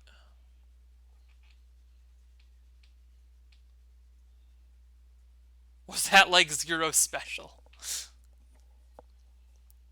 Yokes, he says. Yep. So we use Earthquake to kill the first 2 Pokemon because these are Psychic Pokemon which have low defense as per do all Psychic Pokemon in Gen 1 as far as I'm aware. And now we use the Horn Drill to one-shot the Alakazam.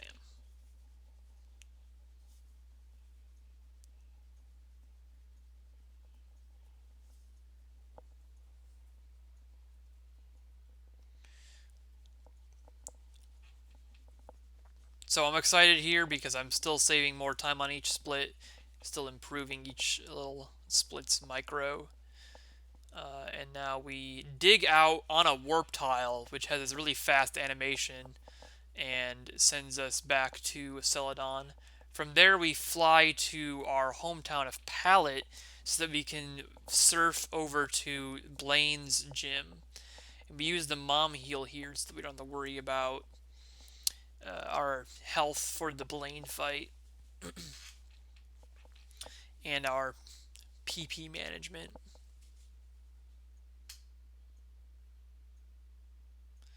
Okay, so here what we do is we teach, we need a super repel, teach surf and strength to Lapras, and what's going on here? Yes, and then you have to teach 3 rare candies to your main Pokemon, Nidoking, so that you can get to level 44, which avoids several encounters with potential things from repels. My favorite Pokemon type, uh, probably water, because my favorite Pokemon is Mudkip, and Mudkip is a water Pokemon. Yes. One of the things that you get an advantage of by flying home is that you avoid the Seafoam Cavern, which is the designed route where you like go from Fuchsia to like sail through the ocean, through the Seafoam Cave, and then you get to Blaine's Gym. But you have to go through this mansion in order to do that. So getting through this mansion is interesting. You have to super repel again once you get up the stairs to prevent encounters through the rest of the mansion. And then you use these switches to prevent to unlock it, like the next section of the run.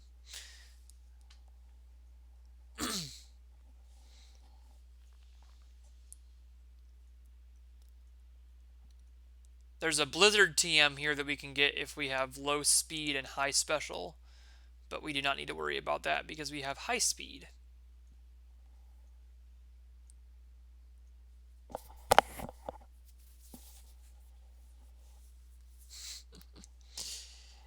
Well, you might want to watch some other speedrunners if you're saying that, because that's not true. There's probably some better speedrunners out there. So 23 seconds. I see. That's a fair estimate. We grabbed 2 rare candies here in the mansion, and we teach them to our main man again.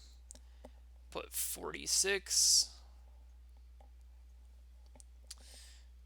Level 46 allows us to fight Blaine easier and also prevents us from seeing more encounters while we're still in the mansion. There's some weirdness with repel going on there.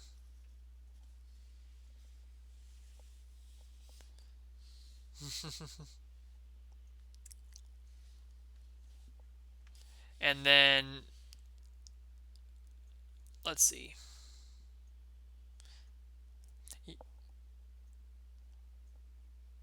Now, here in Blaine's Gym, there's a series of quizzes we have to pass to get through. And the sequence of correct answers is an A on the first quiz, 3 B's on the next 3 quizzes, and then an A on the 5th quiz, and a B again on the 6th quiz. And that gets you through Blaine's Gym without fighting any trainers. So that's B number 2.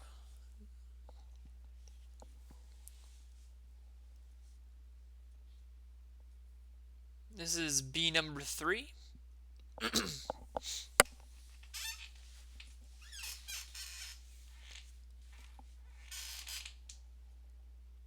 This is the A on the 5th quiz, and this is the 6th quiz where we press B.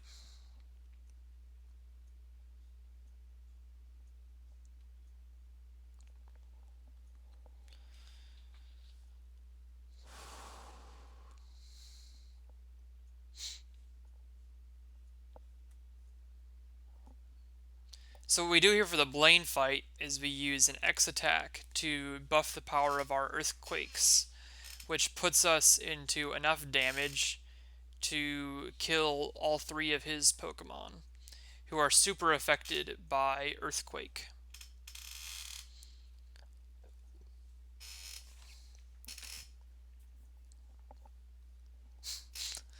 Delaroth has been enlightened by his intense research of his own run. Always a smart thing to do. That's why I'm rewatching mine, because I wanted to see where all these mistakes were coming from. Because there's certainly still a lot of mistakes in these runs. I made a lot of mistakes between Koga and Sabrina, and I made a lot of mistakes. What is it? The Misty to Surge split is still like really, really nasty. So here we dig out of Blaine's gym after defeating him. Saved another 8 seconds. Well, that split is good. And we fly to the Viridian City, where we want to fight the 8th gym, which is Giovanni.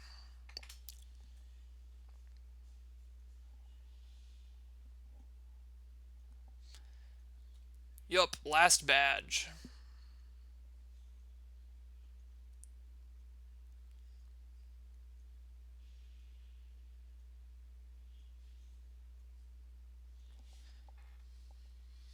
Very exciting.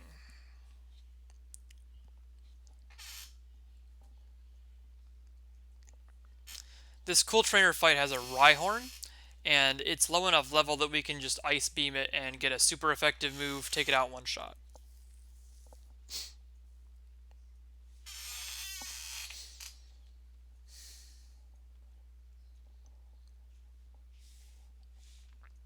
Fight number 2 here. We set up an X special on the Machokes.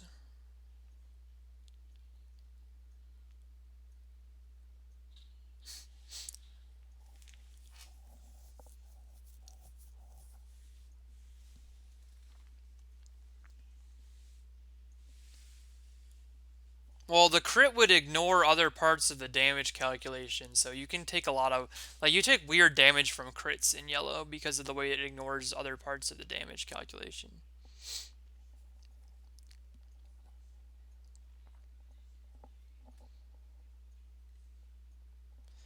So because we don't get leered by the first Machoke, we end up using we use Earthquake and then Ice Beam to kill the Machop, and then go back to Earthquake to kill Machoke.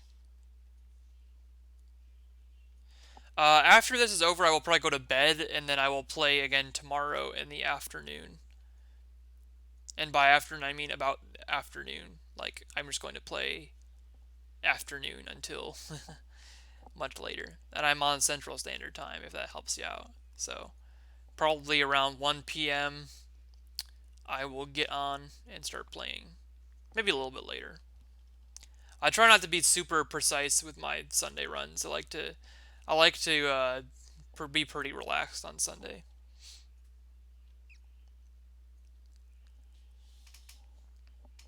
Yeah, the crits ignore the badge boosts, which I don't exactly know how. And so would it ignore the X special too, though?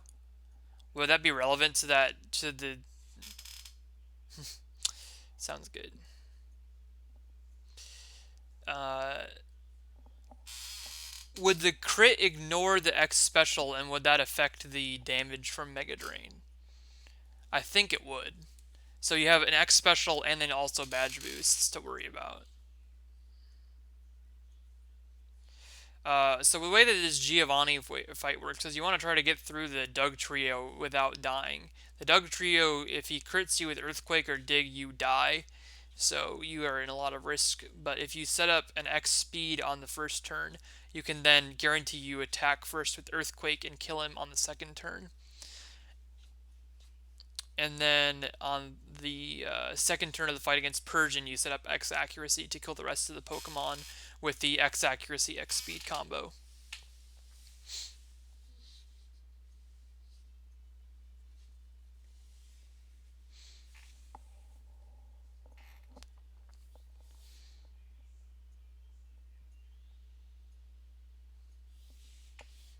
So at this point in the run, I'm like super excited because I'm approximately 4 minutes and 40 seconds ahead of my previous PB. Yeah, 4 minutes and 37 seconds ahead of my previous PB, which was a 2:07. And my Victory Road Split has errors in it too. So, theoretically, correcting the errors through the PB split should help. Yeah, Lil Nut Pokemans. If you enjoy my stream, you would also enjoy watching Delaroth because he knows all the same things that I'm saying and would go over them. He is also very zen, about as zen as me. This is a mistake. You want to engage this fight on the lower tile. I did this again today while I was practicing, so I'll have to remember this.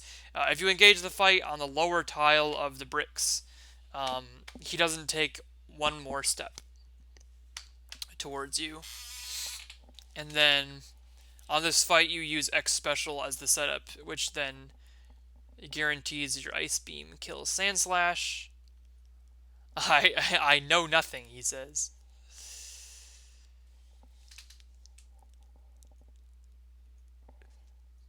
Delray Trace.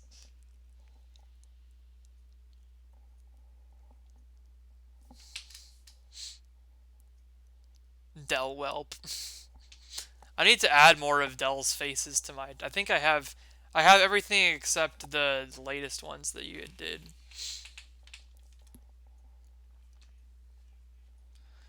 Okay, so we use Thunderbolt to finish off the Cloyster, and then we swap to using Earthquake on the Magneton. I momentarily forgot about how that worked in this run.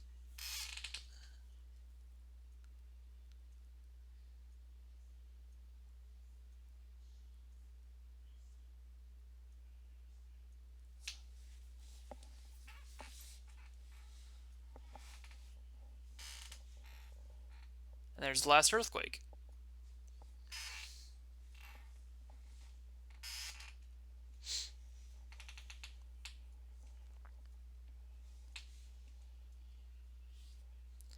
So now from here, as long as we don't mess up any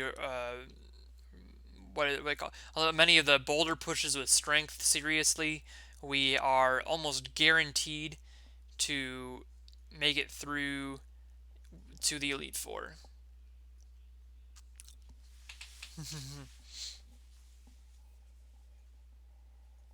Andrew. So this is just going through all the badges, saying, hey, you acquired the badge, you acquired the badge. That is the Thunder badge. Okay, then please go ahead. I do like how in the later gens they changed it so you only have the one gate asking if you've obtained all 8 badges, because it's super silly that you have to talk to all 8 of these people.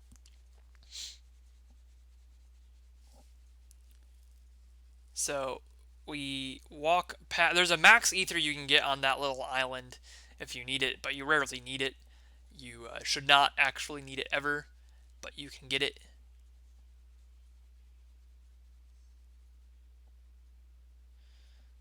Very useful for race strats and marathon strats and such. And now we have our boulder pushes through Victory Road.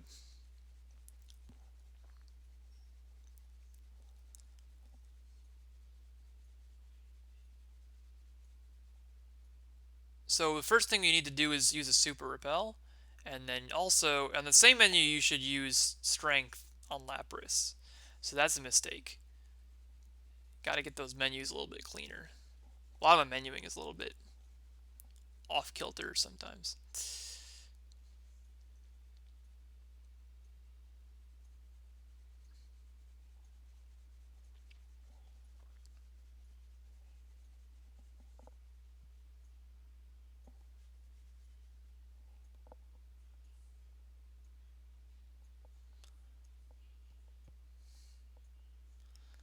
So that's good bicycling through that area. You have to avoid a trainer there, and 2 trainers you have to avoid there. Running around here, we strength this boulder. You do not want to push it down here. Yeah, we have a big community now, actually, of yellow speedrunners. That's very good. Look at the gold. Yeah, there are a lot of gold splits in this run. There were a ton of improvements in individual splits.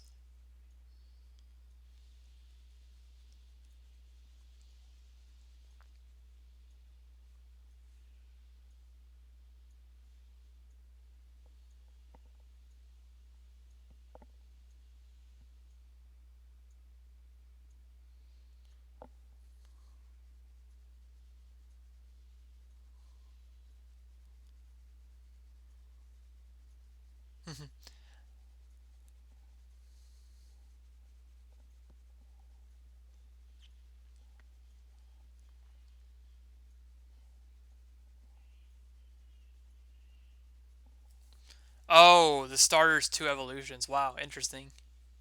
Yeah, so this is all just boulder pushing through to the end now, as long as we don't hit an optional trainer.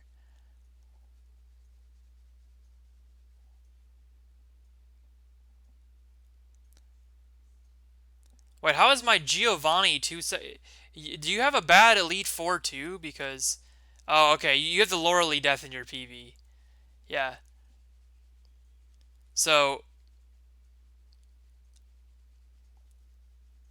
my run loses about 2 minutes of time in the Elite Four just to me being like an absolute garbage pile of the game. Uh, we'll get to see some really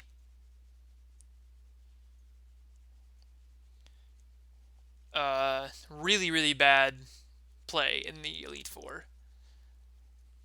But it's my PB, so we're watching it and making educated commentary on what went wrong so that I can learn for the future. Okay, that's the last boulder push, and this cements us at almost 5 minutes ahead. Not quite, but almost 5 minutes ahead of my PB run. So my PB has a minute or two of mistakes as well. My previous PB had a minute or two of mistakes in Elite Four. So I knew at this point that if I executed this part of the run correctly, that I would have a significant improvement in my time. And that was starting to get a little bit nervous and nerve inducing. Yeah, I think if you were to fight the second evolution's Charmeleon, Wartortle, and what's the third one? Bulbasaur, Venusaur, no, Ivysaur? Yeah, Ivysaur is the second one. Bulbasaur, Ivysaur, Venusaur. Uh, yeah, so this is all normal stuff. Laurely split. The poke depositing was a little bit slow because I wasn't very practiced at that menu yet, but it's all good. So here we have the Laurely fight. Laurely is an interesting fight in the Elite Four because if you get crit by an attack from the first Dugong, or if Bubble Beam slows you, you have a serious problem. So you have to X accuracy and hope you don't get slowed. Bubble Beam does not crit me or slow me, so we're alive, and we just can win the rest of the fight very easily by using 5 Horn Drills.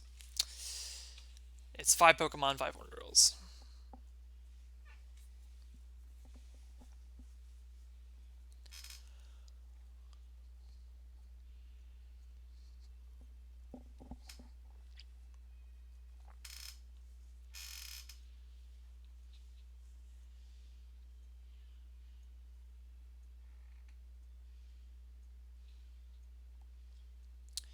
Jinx! Encountered that one earlier. If you get this is where the speed fall starts to hurt you. Is if you get speed fall, you can't hit all your horn attacks, and then the Jinx kills you.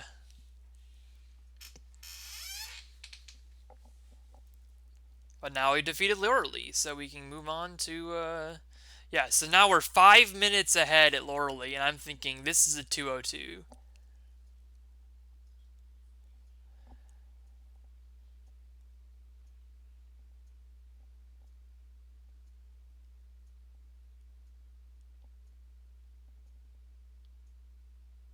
So we move full restores up in the menu in case we need to use them again. before the Bruno fight, and we need to. This is where things start to get bad. I forget about using an elixir, and I have to go back to notes to double check that. Um, so I waste like 5 or 10 seconds through Bruno just double checking my item usage.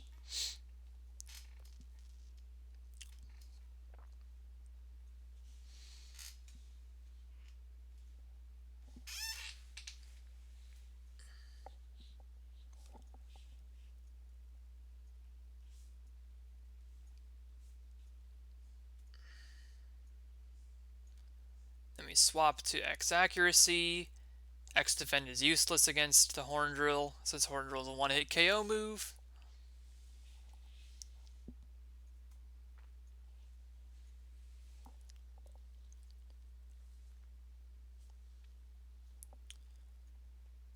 Yeah, you can X attack Bruno as well, but it's not as fun. Not as fun as the Horn Drills.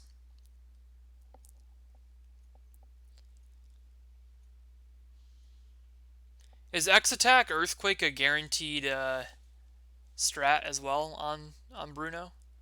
I don't actually know that. But I do know that you can guarantee winning the fight. Yeah, the chat is starting to get super hype at this point in the run, so it's super fun.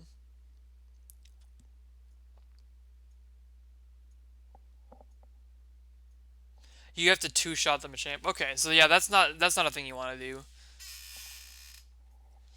Yeah, so the way you want Bruno fight to go is Ice Beam Onyx, X accuracy, Horn Drill, Ice Beam Onyx, Horn Drill.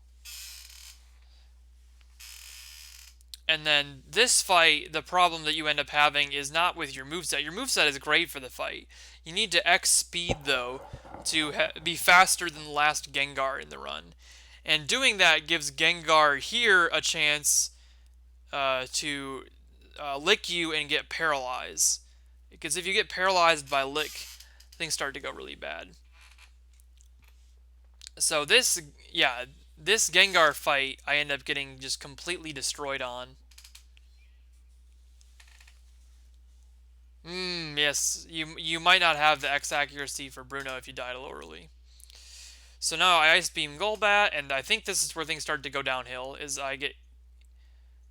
There's a super... Oh, it may not. Maybe it's the next thing. Oh, yeah, I know. Okay. So here, instead of pressing up... This is great. Okay. So unless you press up to use Earthquake, that's bad. So I pressed down instead and Thunderbolted Haunter on accident, which put me to sleep. And then I had to full restore that away.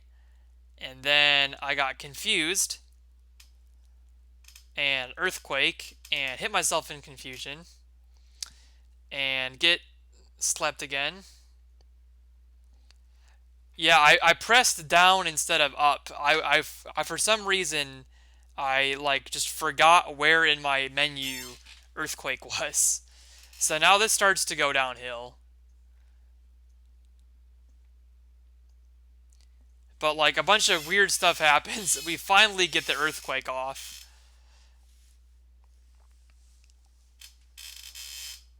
And we lose like a minute here because of that. We easily could have saved time between Bruno and Agatha if I hadn't made that mistake.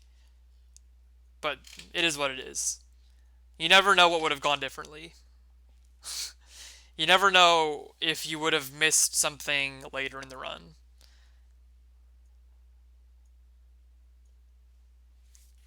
Okay. Now we have Lance. Oh yeah, no, I know I lost 15 seconds at Bruno. I stopped to check how you fight Bruno. And I took way too long to elixir. I forgot how to do that part of the run because I didn't have enough experience with the Elite Four. My PB was still like really rusty with the Elite Four.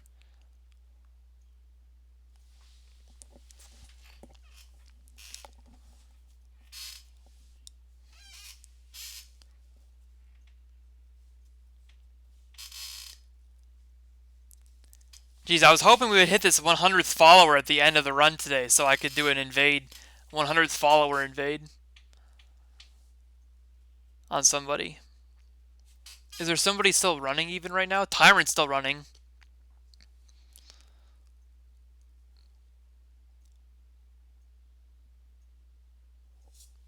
So we beat Lance. That's good. What happens here with Lance is the Gyarados has Hydro Pump that he almost always uses on you because it is super effective on you, and the AI is smart enough to use the super effective move. So it uses the Hydro Pump, and then it has like a 20% chance to miss, and then also the chance to crit. So if you get crit by it, you are game over, and if it misses, the whole rest of the fight is completely easy. So you hope that it misses, but also you just really hope that it doesn't crit because a crit kills the run completely.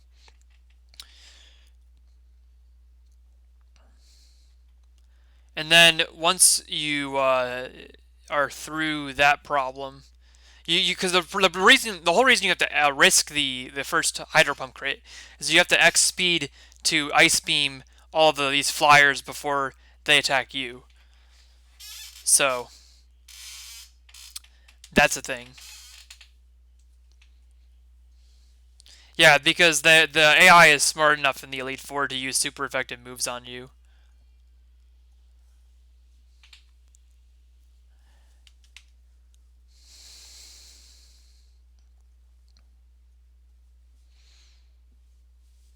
So now you have the champion fight, and it's the same thing where the first Pokemon has to be set up on, so you risk getting crit. So the Sandslash here has an Earthquake.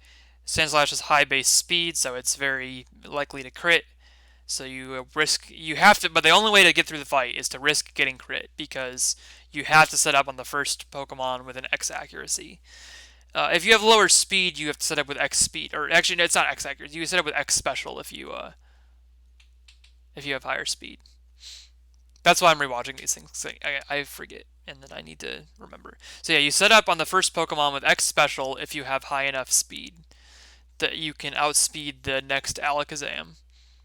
You use Ice Beam to finish off the Sandslash after the X Special. X Special also gives you badge boosts, which will help with the other stuff. And then you Earthquake the Alakazam.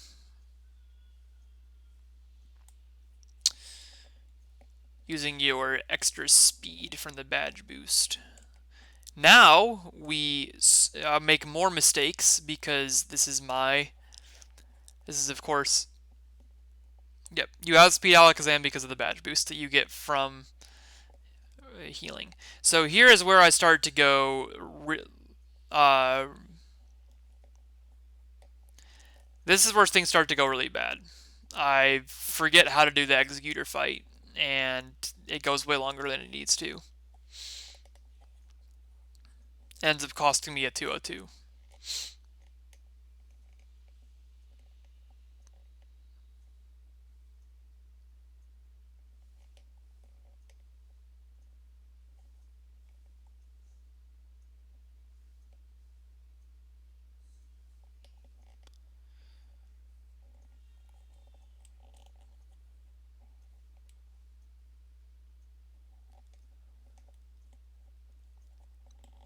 But after all that absurdity, we still win the fight. And because our former PB was so bad, it had other mistakes that cost us time. So we're barely losing any time from these mistakes.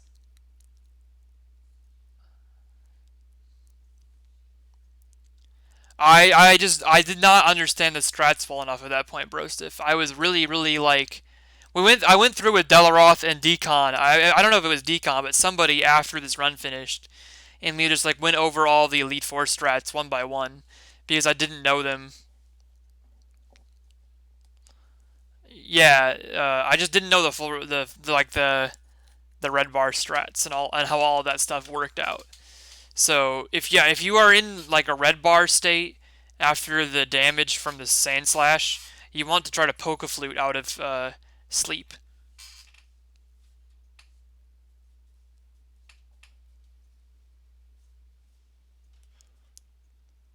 But yeah, so this time ended up being a 205.14 after all of the Elite Four mistakes, which is a good enough for a 203 in-game time, and it's certainly a respectable Pokemon Yellow speed run. I ended up actually Kizaron verified my Yellow run, I believe, which is hilarious because I think I actually tied his Yellow run.